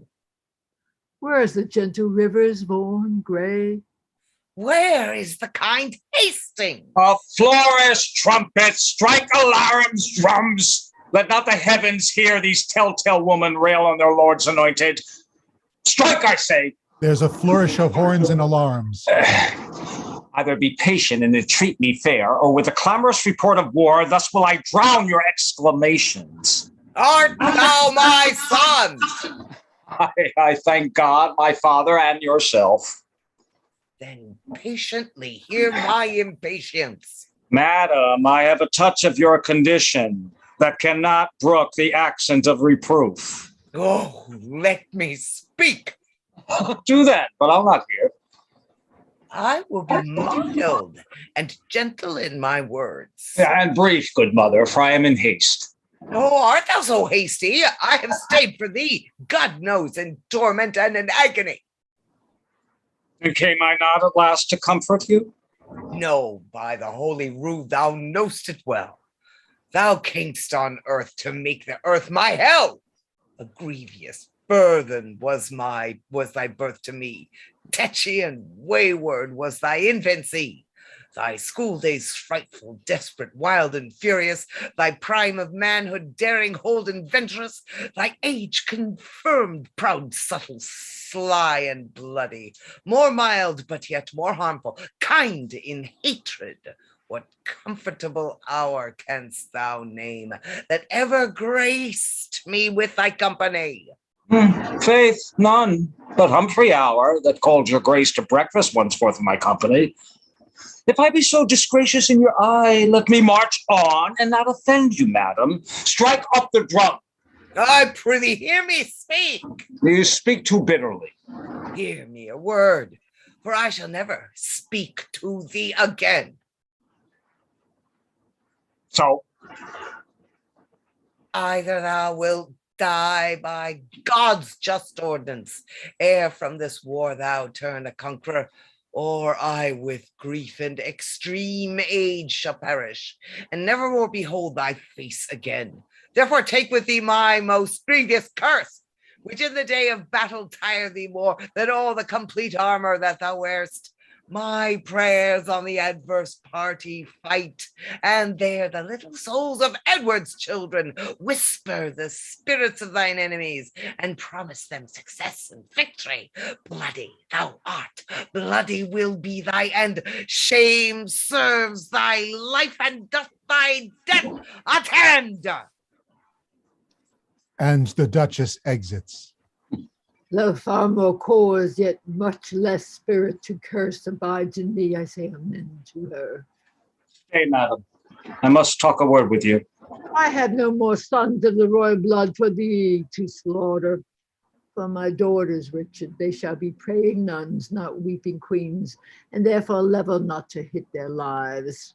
You have a daughter called Elizabeth, virtuous and fair, royal and gracious. And must she die for this? Oh, let her live, and I'll corrupt her manners, stain her beauty, slander myself as false to Edward's bed, throw over her the veil of infamy, so she may live unscarred of bleeding slaughter. I will confess she is not Edward's daughter. Wrong not her birth. She is a royal princess. To save her life, I'll say she is not so. Her life is safest only in her birth. And only in that safety died her brothers. Lo, and at their birth good stars were opposite. No, to their lives ill friends were contrary. All avoided is the doom of destiny. Oh, true, and avoided grace makes destiny. My babes were destined to a fairer death if grace had blessed thee with a fairer life. You speak as if that I had slain my cousins. Oh, cousins indeed, and by their uncle cozened, of comfort, kingdom, kindred, freedom, life, whose hand soever launched their tender hearts, thy head all indirectly gave direction. No doubt the murderous knife was dull and blunt, till it was whetted on thy stone hard heart, to revel in the entrails of my lambs. But that still your use of grief makes wild grief tame. My tongue should to thy ears not name my boys, so that my nails were anchored in thine eyes, and I in such a desperate bay of death, like a poor bark of sails and tackling reft, rush all to pieces on thy rocky bosom. Madam, so thrive I in my enterprise and dangerous success of bloody wars. I attend more good to you and yours than ever you and yours by me were harmed. What good is covered with the face of heaven to be discovered that can do me good? The advancement of your children, gentle lady. Up to some scaffold that to lose their heads? Unto the dignity and height of fortune, the high imperial type of this earth's glory. Flatter my sorrow with report of it. Tell me what state, what dignity, what honor canst thou demise to any child of mine? Even all I have, and myself and all, will I withal endow a child of thine. So in the lethe of thy angry soul, thou drown the sad remembrance of these wrongs which thou supposest I have done. Be brief, lest the process of thy kindness last longer telling than thy kindness date. Then know that from my soul I love thy daughter. My daughter's mother thinks it with her soul. What do you think? That thou dost love my daughter from thy soul, so with thy soul thou didst love her brothers, and from my heart's love I do thank thee for it. And be not so hasty to confound my meaning. I mean that with my soul I love thy daughter, and do intend to make her Queen of England. Oh, well then, who does you mean shall be her king? Even he that makes her queen. Who else should it be? Oh, what thou? What thou? Even so. How think you of it? How canst thou woo her? That I would learn of you, as being best acquainted with her humor. And wilt thou learn of me? Madam, with all my heart. Oh, send to her by the man that slew her brothers a pair of bleeding hearts, thereon engraved Edward and York. Then happily will she weep. Therefore present to her, as sometime Margaret did to thy father, steeped in Rutland blood, a handkerchief which say to her did drain the purple sap from her sweet brother's body, and bid her wipe her weeping eyes withal. If this inducement move her not to love, send her a letter of thy noble deeds. Tell her thou madest away her uncle Clarence, her uncle Rivers, aye, and for her sake, madest quick conveyance with her good Aunt Anne. You mock me, madam. That is not the way to win your daughter. There is no other way unless thou couldst put on some other shape and not be rich, and that hath done all this. Say that I did all this for love of her. Nay, then indeed she cannot choose but hate thee, having brought love with such a bloody spoil. Look, what is done cannot now be amended. Men shall deal unadvisedly sometimes, which after hours gives leisure to repent. If I did take the kingdom from your sons to make amends, I'll give it to your daughter. If I have killed the issue of your womb to quicken your increase, I will beget mine issue of your blood upon your daughter. A grandam's name is little less in love than is the doting title of a mother. They are as children but one step below, even of your metal, of your very blood, of all one pain, save for a night of groans endured for her, from which you bit like sorrow. Your children were vexation to your youth, but mine shall be a comfort to your age. The loss you have is but a son being king, and by that loss, your daughter is made queen. I cannot make you what amends I would, therefore accept such kindness as I can.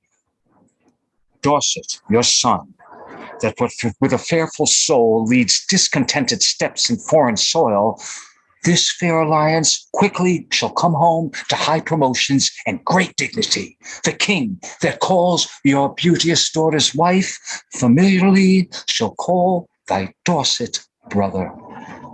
Again shall you be mother to a king, and all the ruins of distressful times repaid with double riches of content. What? We have many goodly days to see.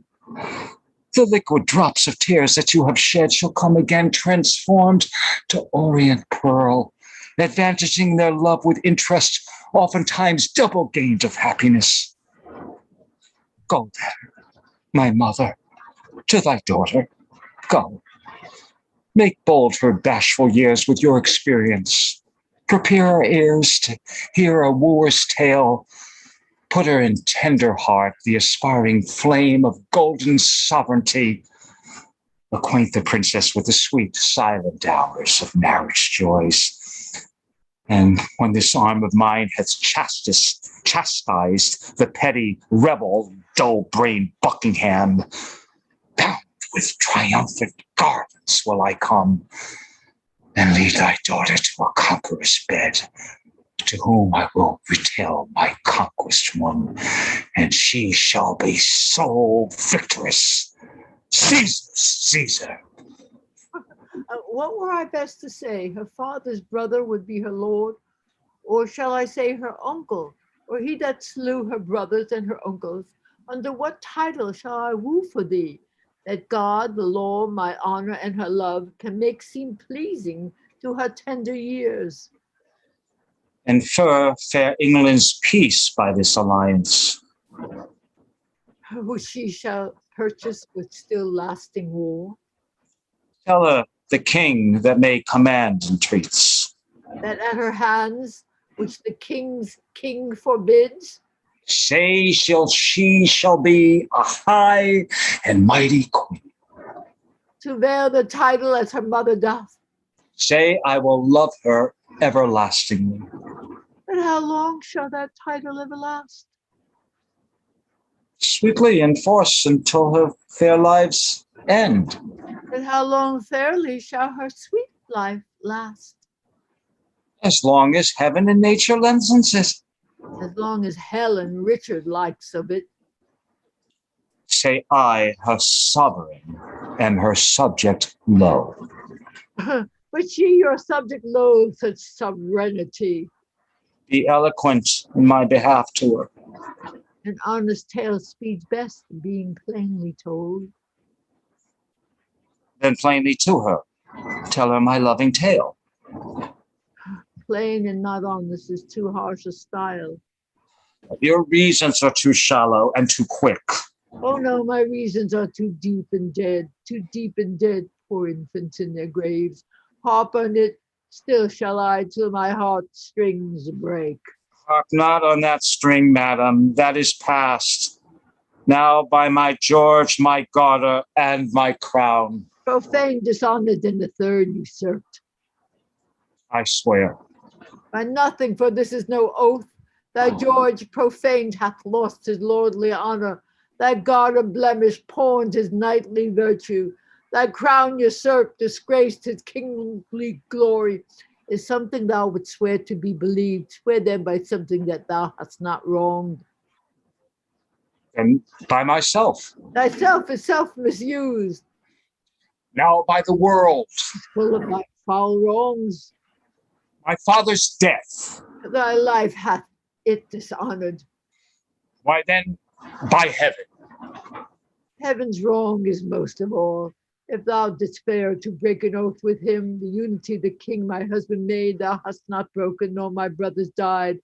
If thou hadst fared to break an oath by him, the imperial medal encircling now thy head had graced the tender temples of my child, and both the princes had been breathing here, which now to tender bedfellows for dust. Thy broken faith hast made the prey for worms. What canst thou swear by now? The time to come. That thou hast wronged in a time or past. For I myself have many tears to wash. Hereafter time, for time past wronged by thee. The children live whose fathers thou hast slaughtered.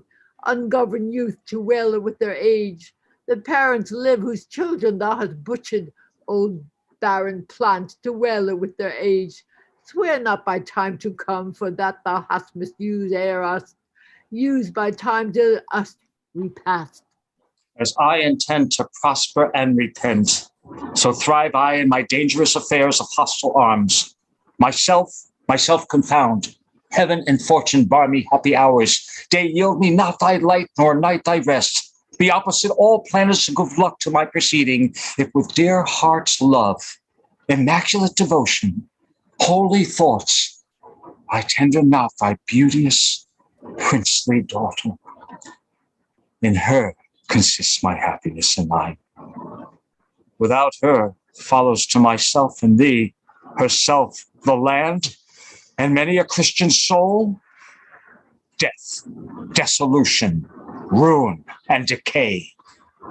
It cannot be avoided, but by this. It will not be avoided, but by this. Therefore, dear mother, I must call you so. By the attorney of my love to her, plead what I will be, not what I have been, not my deserts, but what I will deserve. Urge the necessity and state of times. Be not peevish in great designs. Shall I be tempted of the devil thus? The devil tempts you to do good. Shall I forget myself to be myself? Aye, if your self-remembrance is wrong yourself. Without kill my children. But in your daughter's womb I bury them, where in that nest of spicery they will breed selves of themselves to your recomfiture. I go to win my daughter to thy will. And be a happy mother by thy deed. I go, write to me very shortly, and you shall understand from me her mind. And the queen exits. Bear her my true love's kiss, and so farewell. Relenting fool, shallow changing woman. How now? What news? Enter Ratcliffe. Most mighty sovereign, on the western coast rideth a puissant navy. To our shores throng many doubtful, hollow-hearted friends, unarmed and unresolved to beat them back. 'Tis thought that Richmond is their admiral, and there they hull, expecting but the aid of Buckingham to welcome them ashore. Some light-footed friend, close to the Duke of Norway, Norfolk, Radcliffe, thyself, or Catesby. Where is he? Here, my good lord. Catesby, fly to the Duke. I will, my lord, without convenient haste. Catesby, come hither. Post to Salisbury. When thou comest hither, duller-minded full villain, why stayst thou there, and goest thou to the Duke? First, my liege, tell me your highness's pleasure. What from your grace I shall deliver to him. True, good Catesby, bid him levy straight, the greatest strength and power that he can make, and meet me suddenly at Salisbury. I go. Catesby exits. What, may it please you, shall I do at Salisbury? Why? What must thou do there before I go? Your highness told me I should post before. My mind has changed. Enter Stanley, Lord Stanley. Stanley, what news with you? Oh, none, good my liege, to please you with your hearing, nor none so bad, but, well, may be reported. A riddle, neither good nor bad. What seest thou run so many miles about when thou mayst tell the tale the nearest way? Once more, what news? Richmond is on the seas. There, let him sink and be the seasons on him. White-livered renegade. What does he there? Oh, I know not, mighty sovereign, but by guess. Well, as you guess. Stirred up by Dorset Buckingham, Morton, he makes for England here to claim the crown. Is the chair empty? Is the sword unswayed? Is the king dead? The emperor unpossessed? Empire unpossessed? What, heir of York is there alive but we? And who is England's king but great York's heir? Then tell me, what makes he upon the seas? Unless for that, my liege, I cannot guess. Unless for that he comes to be your liege. You cannot guess. Wherefore the Welshman comes. Thou will revolt and fly to him, I fear. No, my good lord, therefore trust me not. Where is thy power then to beat him back?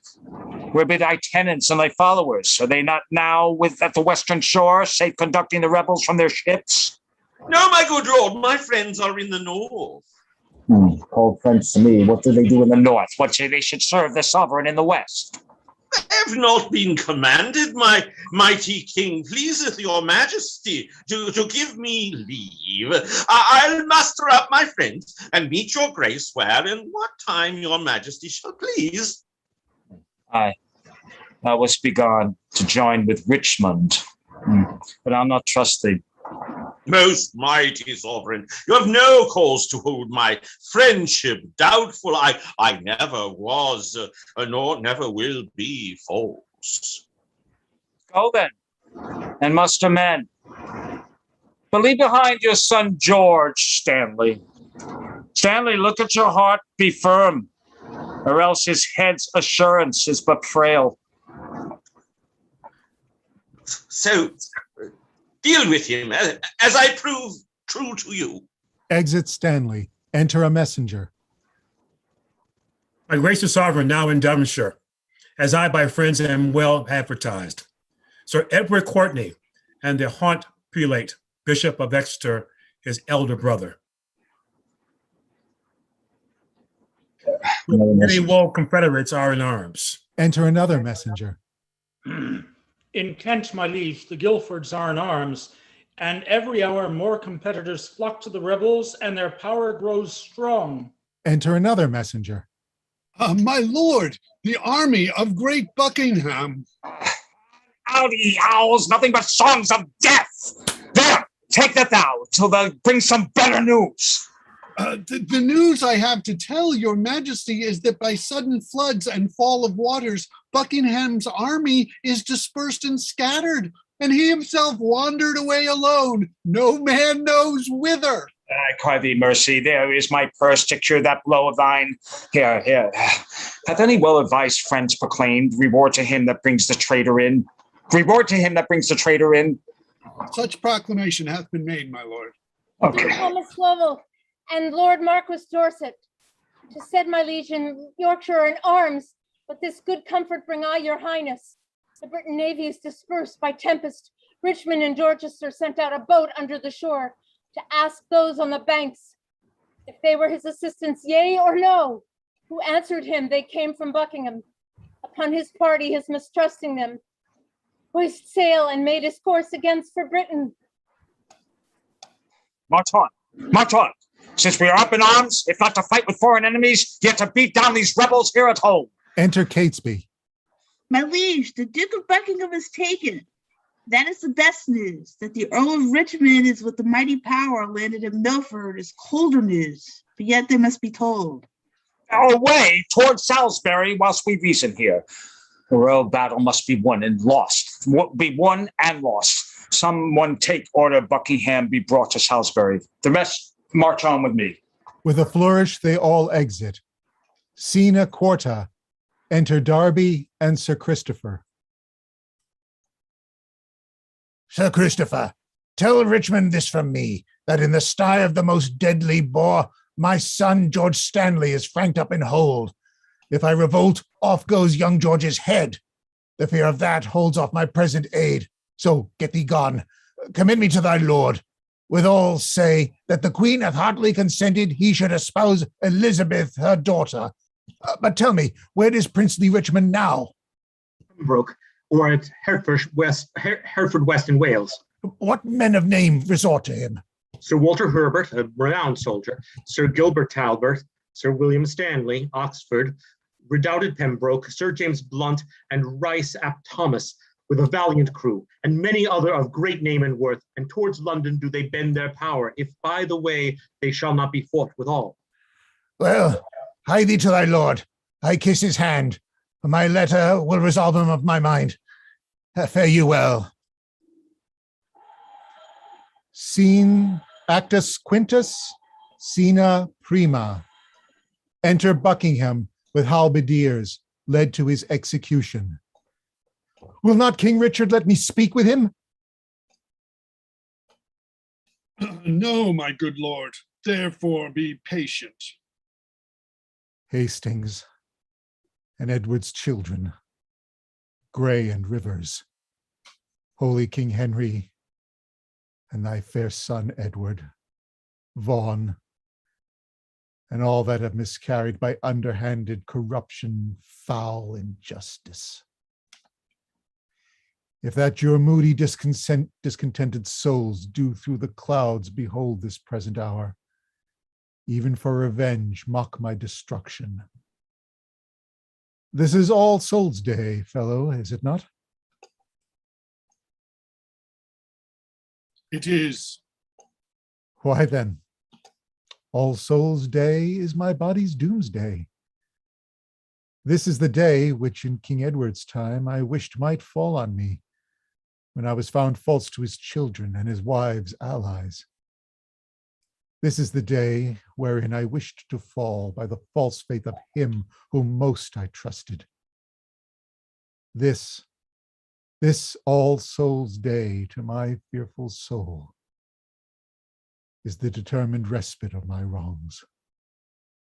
That high all-seer which I dallied with hath turned my feigned prayer upon my head and given in earnest what I begged in jest.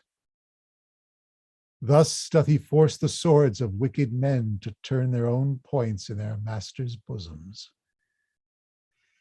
Thus Margaret's curse falls heavy on my neck.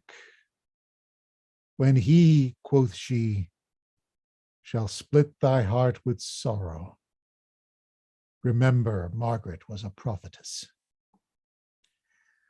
Come, lead me, officers, to the block of shame. Wrong hath but wrong, and blame the due of blame. exit Buckingham with the officers. Scena secunda. Enter Richmond, Oxford, Blunt, Sir Walter Herbert, and others with drums and colors. Colors in arms, and my most loving friends, bruised underneath the yoke of tyranny, thus far into the bowels of the land have we marched on without impediment. And here receive we from our father Stanley lines of fair comfort and encouragement. The wretched, bloody, and usurping boar that spoiled your summer fields and fruitful vines swills your warm blood like wash and makes his trough in your emboweled bosoms. This foul swine is now even in the century of this isle, near to the town of Leicester, as we learn.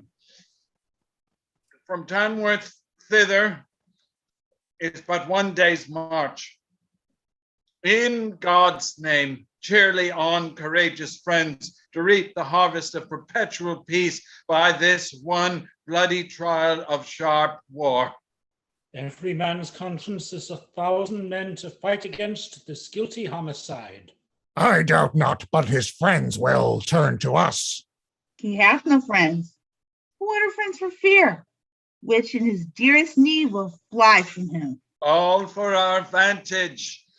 Then in God's name march. True hope is swift and flies with swallows' wings. Kings, it makes gods and meaner creatures kings. Exeunt omnes.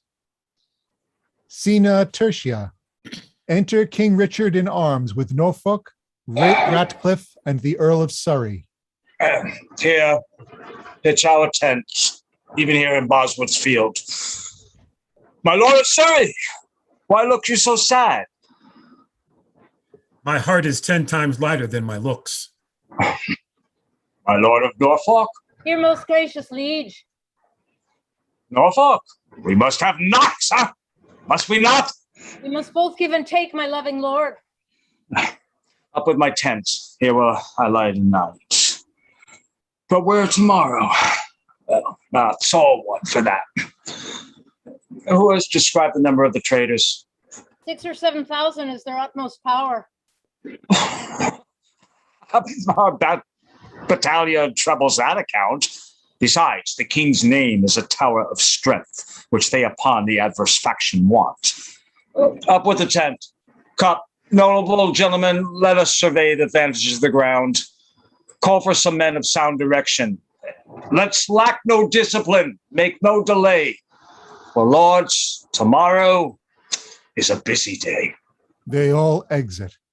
Enter Richmond, Sir Walter Bramden, Oxford, and Dorset.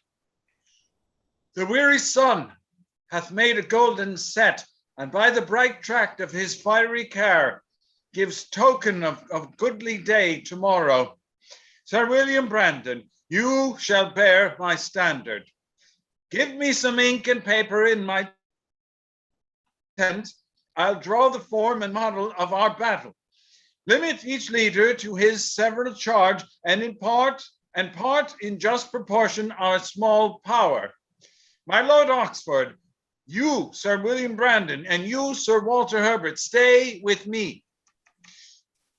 The Earl of Pembroke keeps his regiment. Good Captain Blunt, bear my good night to him, and by the 2nd hour in the morning, desire the Earl to see me in my tent. Yet one thing more, good Captain, do for me. Where is Lord Stanley quartered? Do you know? Unless I understand his colors much, which well I am assured I have not done, his regiment lies half a mile at least south from the mighty power of the king.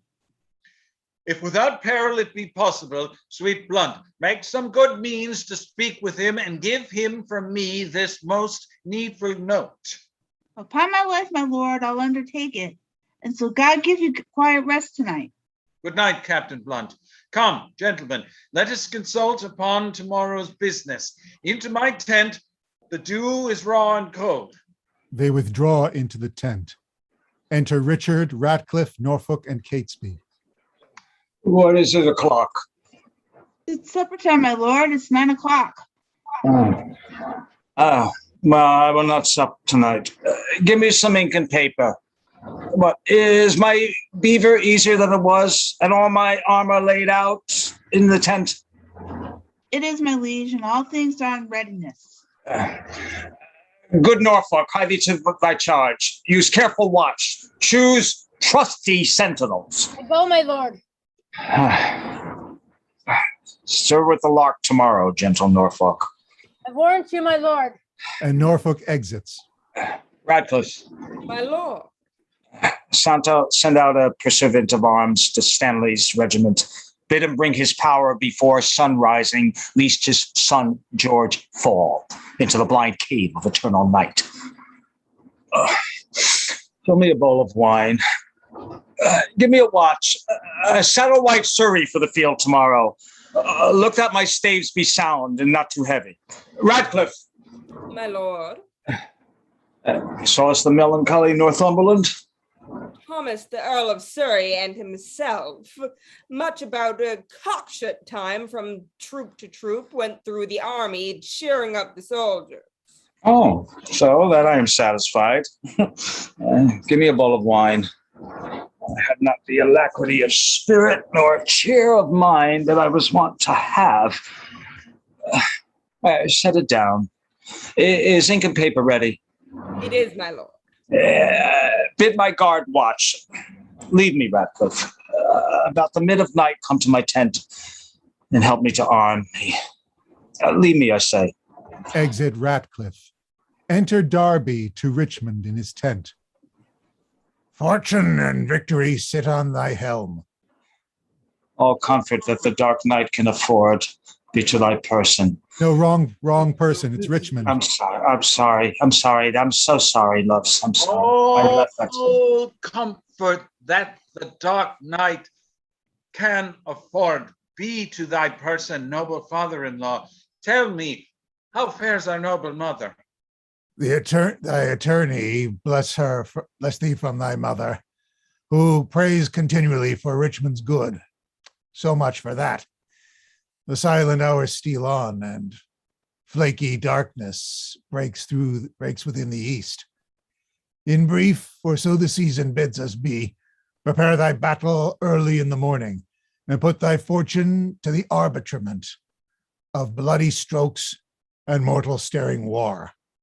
I, as I may, that which I would, I cannot. With best advantage will deceive the time and aid thee in this doubtful shock of arms. But on thy side I must not be too forward, lest being seen, thy brother, tender George, be executed in his father's sight. Farewell the leisure and the fearful time.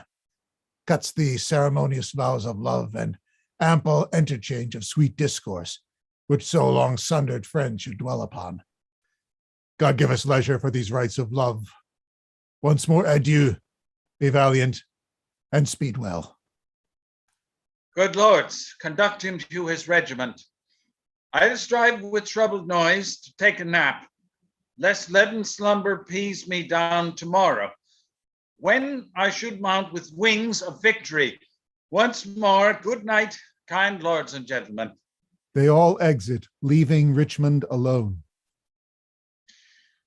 O thou, whose captain I count myself, look on my forces with a gracious eye, put in their hands thy bruising irons of wrath, that they may crush down with a heavy fall the usurping helmets of our adversaries. Make us thy ministers of chastisement, that we may praise thee in thy victory. To thee I do commend my watchful soul, ere I let fall the windows of mine eyes. Sleeping and waking, oh, defend me still.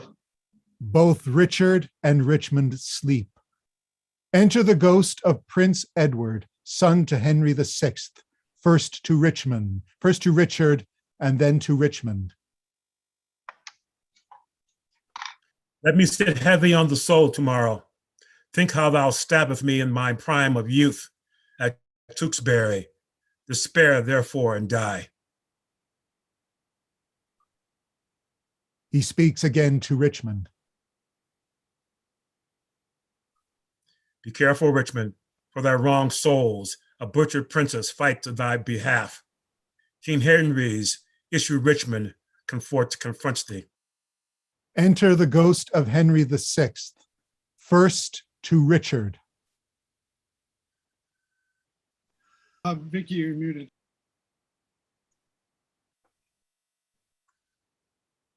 Vicky, you're muted.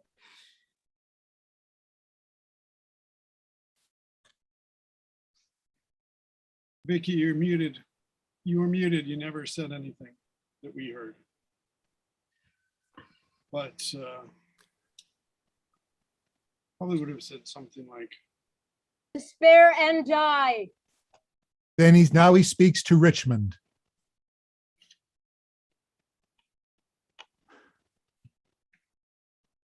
Virtuous and holy be thou, conqueror. Harry that prophesies thou shouldst be king, doth comfort thee in sleep. Live and flourish.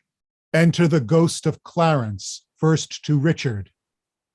Let me sit heavy in thy soul tomorrow, I that was washed to death with fulsome wine.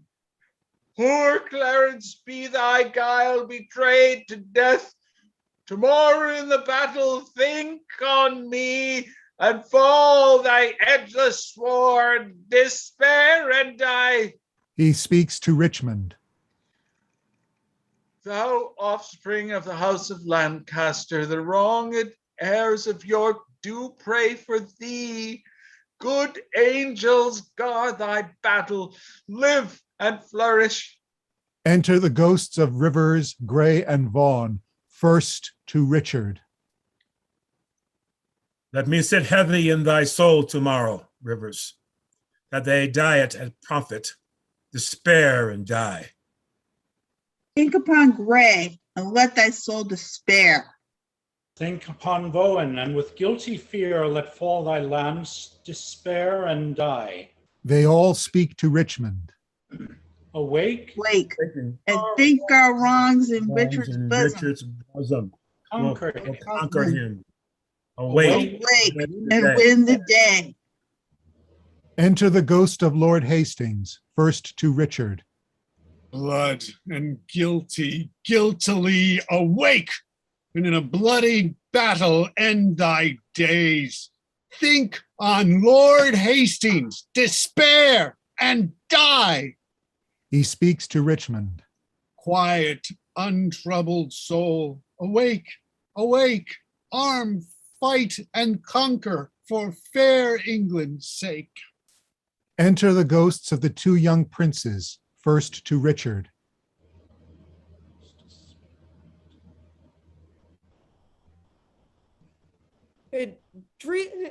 Dream on thy cousin smothered in the tower. Let us be laid within thy bosom, Richard, and weigh thee down to ruin, shame, and death. Thy nephew's soul bids thee despair and die. They speak to Richmond. Sleep, Richmond, sleep in peace, and wake in joy. Good angels guard thee from the boar's annoy.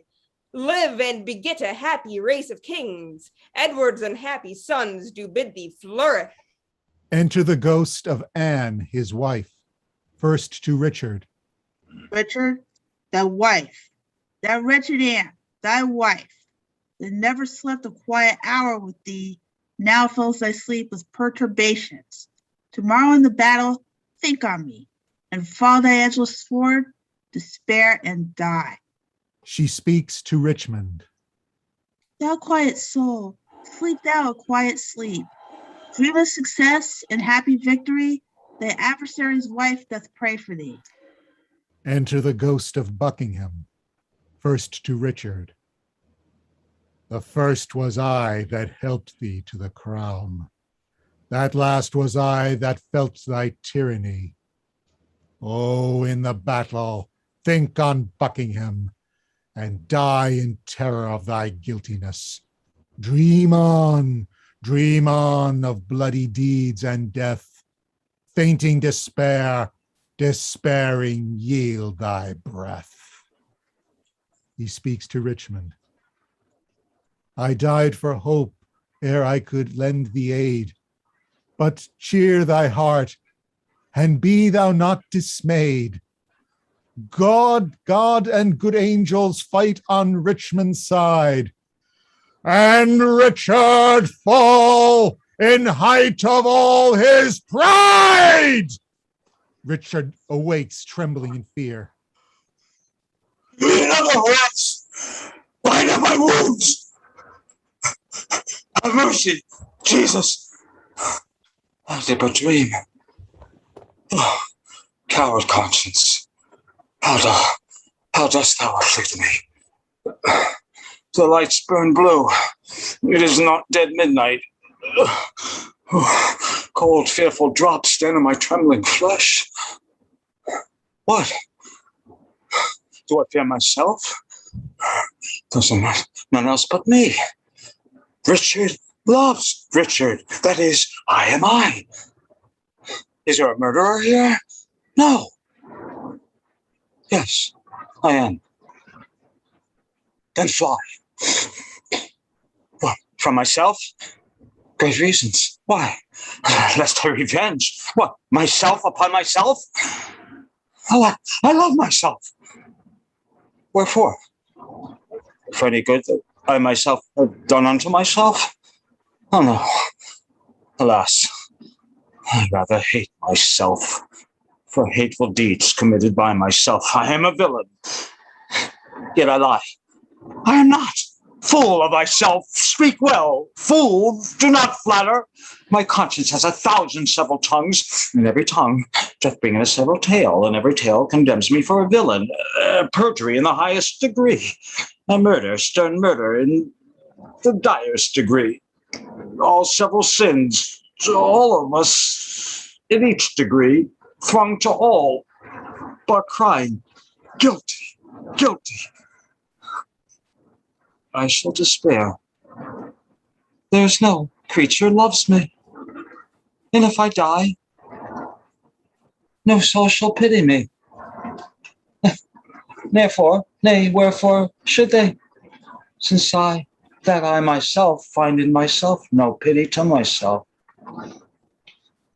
Methought the souls of all that I had murdered come to my tent, and every one did entreat tomorrow's vengeance on the head of Richard. Enter Ratcliffe. Who's there? My lord. It's Ratcliffe, my lord. 'Tis I. The early village cock hath twice done salutation to the morn. Your friends are up and buckle on their armor. Ratcliffe, I fear. Nay, good my lord, be not afraid of shadows. By the apostle Paul, shadows tonight have struck me more terror to the soul of Richard than can the substance of 10,000 soldiers armed to proof and led by shallow Richmond. 'Tis not near day. Come, go with me. Under our tents I'll play the eavesdropper to hear if any mean to shrink from me. Exit Richard and Ratcliffe. Enter the lords to Richmond, sitting up in his tent, awakening from sleep. Good morrow, Richmond. Cry mercy, lords, and watchful gentlemen, that you have ta'en a tardy sluggard here. My lord. You slept, my lord. The sweetest sleep and fairest boarding dreams that ever entered in a drowsied head have I since your departure had, my lords. Methought their souls, whose bodies Richard murdered, came to my tent and cried on victory. I promise you my heart is very jocund in the remembrance of so fain a dream. How far into the morning is it, lords? Upon the stroke of 4. Why then 'tis time to arm and give direction. Richmond gives his oration to his soldiers. More than I have said, loving countrymen, thy leisure and enforcement of the time forbids to dwell upon. Yet remember this, God and our good cause fight upon our side. The prayers of holy saints and wronged souls, like high-reared bulwarks, stand before our faces, Richard except, those whom we fight against. Had rather have us win than him they follow. For what is he they follow? Truly, gentlemen, a bloody tyrant and a homicide. One raised in blood and one in blood established. One that made means to come by what he hath and slaughtered those that were means to help him. A base, foul stone made precious by the soil of England's chair where he is falsely set. One that hath ever been God's enemy. Then, if you fight against God's enemy, God will in justice ward you as his soldiers. If you do swear to put a tyrant down, you sleep in peace, the tyrant being slain. If you do fight against your country's foes, your country's fat shall pay your pains the higher. If you do fight in safeguard of your wives shall welcome home the conquerors. If you do free your children from the sword, your children's children could sit in your age, then in the name of God and all these rights, advance your standards, draw your willing swords. For me, the ransom of my bold attempt shall be this cold corpses on the earth's cold face. But if I thrive, the gain of my attempt, the least of you shall share his part thereof. Sound drums and trumpets boldly and cheerfully, God and St. George, Richmond, and victory! Victory! Enter King Richard, Ratcliffe, and Catesby. What said Northumberland is touching Richmond? That he was never trained up in arms. He said the truth. And what said Surrey then? He smiled and said, the better for our purpose. Oh, he was in the right. And so indeed it is. Tell the clock there. Give me a calendar. Who saw the sun of day? Not I, my lord. Then he disdains to shine. For by the book he should have braved the east an hour ago. A black day will it be to somebody. Ratcliffe. My lord. The sun will not be seen today. The sky doth frown and lower upon our army. I would these days, these dewy tears were from the ground. Not shine a day? Why, what is that to me more than to Richmond? For the selfsame heaven that frowns on me looks sadly upon him. Enter Norfolk. Arm, arm, my lord. The foe vaunts in the field.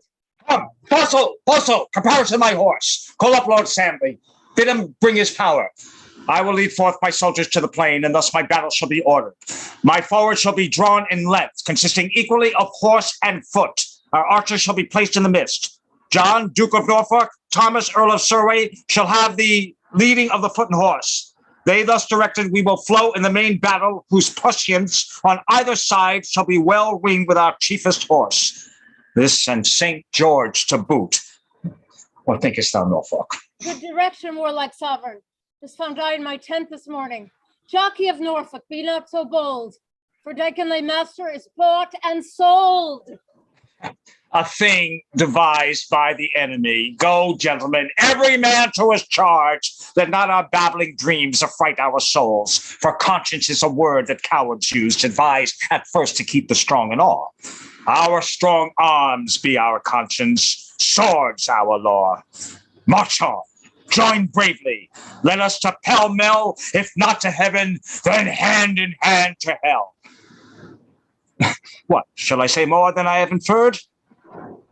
Remember whom you are to cope withal.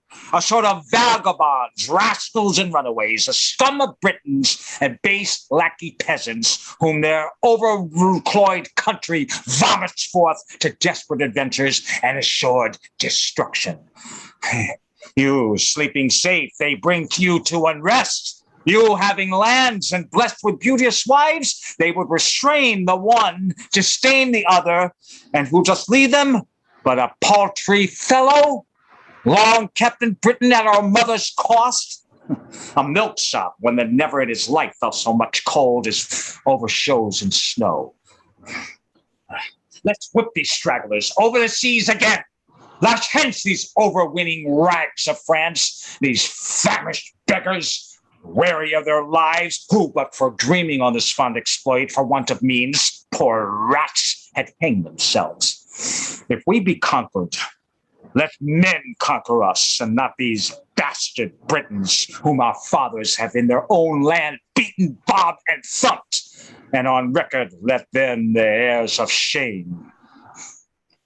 Shall they enjoy our lands? Lie with our wives? Ravish our daughters? Oh, I hear the drum. Right, gentlemen of England, fight boldly, yeomen! Draw archers, draw your arrows to the head, spur your brown horses hard, and ride in blood. Amaze the welcome with your broken staves. Enter a messenger. What says Lord Stanley? Will he bring his power? My lord, he doth deny to come. Off with his son's head. My lord, Off with his son's head. the enemy has passed the march after the battle. Let George Stanley die. 1,000 hearts engraved within my bosom. Advance our standards, set upon our foes. Our ancient word of courage, fair St. George, inspire us with the spleen of fiery dragons. Upon them, victory sits on our helps. And his army marches off. Act Corta, Scene Corta, Alarum, Excursions, enter Catesby and Norfolk. Rescue, my lord of Norfolk. Rescue, rescue. The king enacts moral wonders in a man, steering an opposite to every danger. His horse is slain and all on foot he fights, seeking for Richmond on the throat of death. Rescue, fair lord, or else the day is lost. Alarums, enter Richard.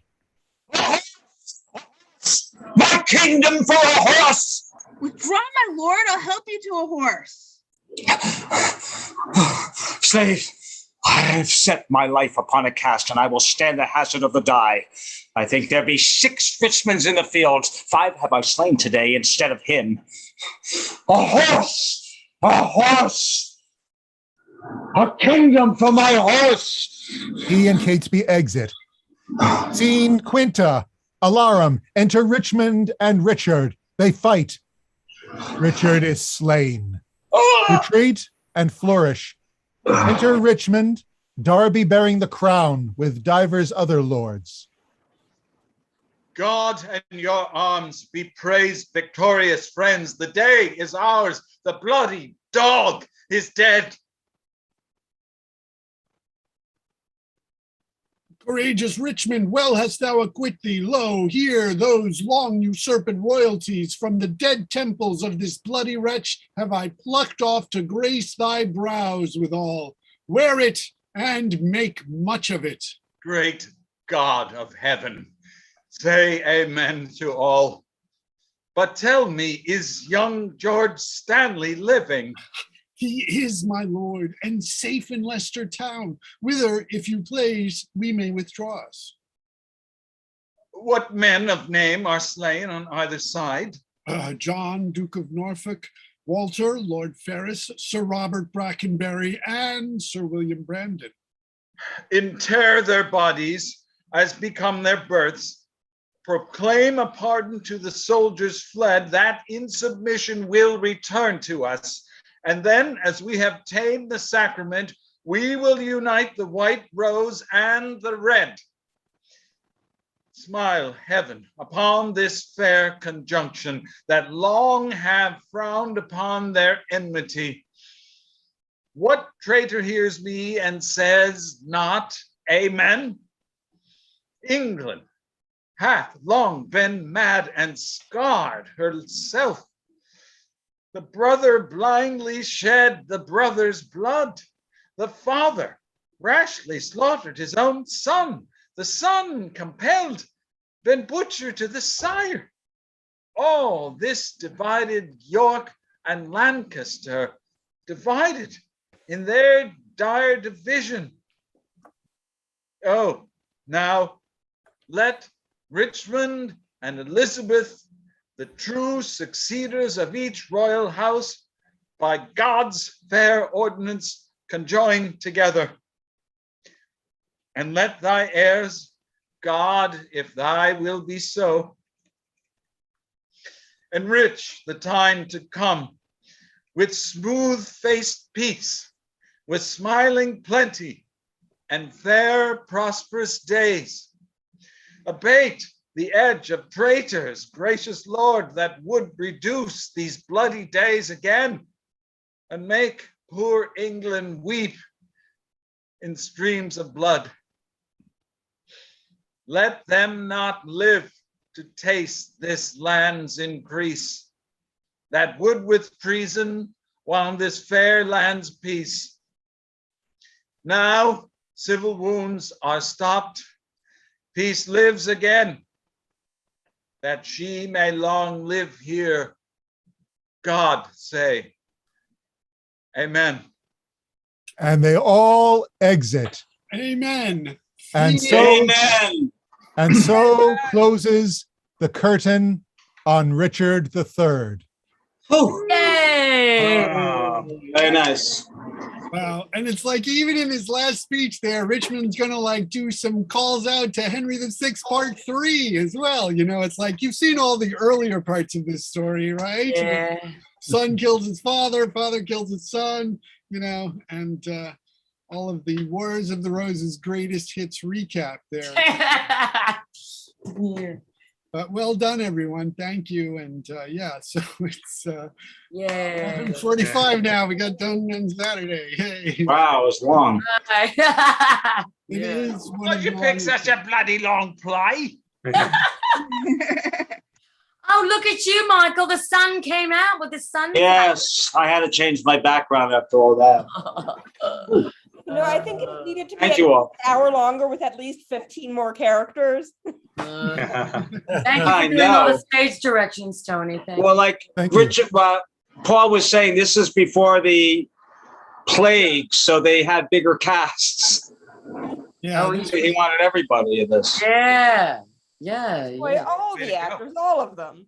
yeah, Every act- everybody, just get somebody in off the audience. You know, we needed somebody to say these two lines here. You give me a citizen, just say these lines.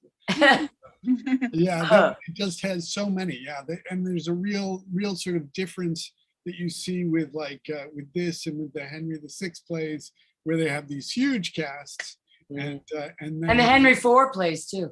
Where's Ernie? Are you still here, Earl? Did Earl leave? No. I think he left. I should better go stop the live. Okay, it's late. I know. Thank you all very much. Good job. Michael, you were so great, Michael. You were hilarious and everything. Yeah. Yeah. Really? I don't know what I should do my best. It's the first time I've ever read this part, so You did great. what to do? Read Richard for virtual Shakespeare? I'm sorry? Yes, I did. We did it. Yeah, but I only did the last part. Remember? We divided it up. So I only got to do from the nightmare on. Yeah. Yeah. Hey, you know what? I have a question. Why doesn't the ghost of his brother, Edward IV, come to, the part that Derek played? How come he doesn't come? The ghost. Because technically speaking, he wasn't murdered. He wasn't murdered by Richard. That's right. Yeah. Yeah. He died in natural death. Well, okay. Yeah, all right. That's why. Hmm. Yeah. All right. I'm going to head out, folks. Thank you for. Yeah, I have to call it a night too. Where's Jackie? Jackie, you're still there. Thank you all. This was a hard one to get together, so.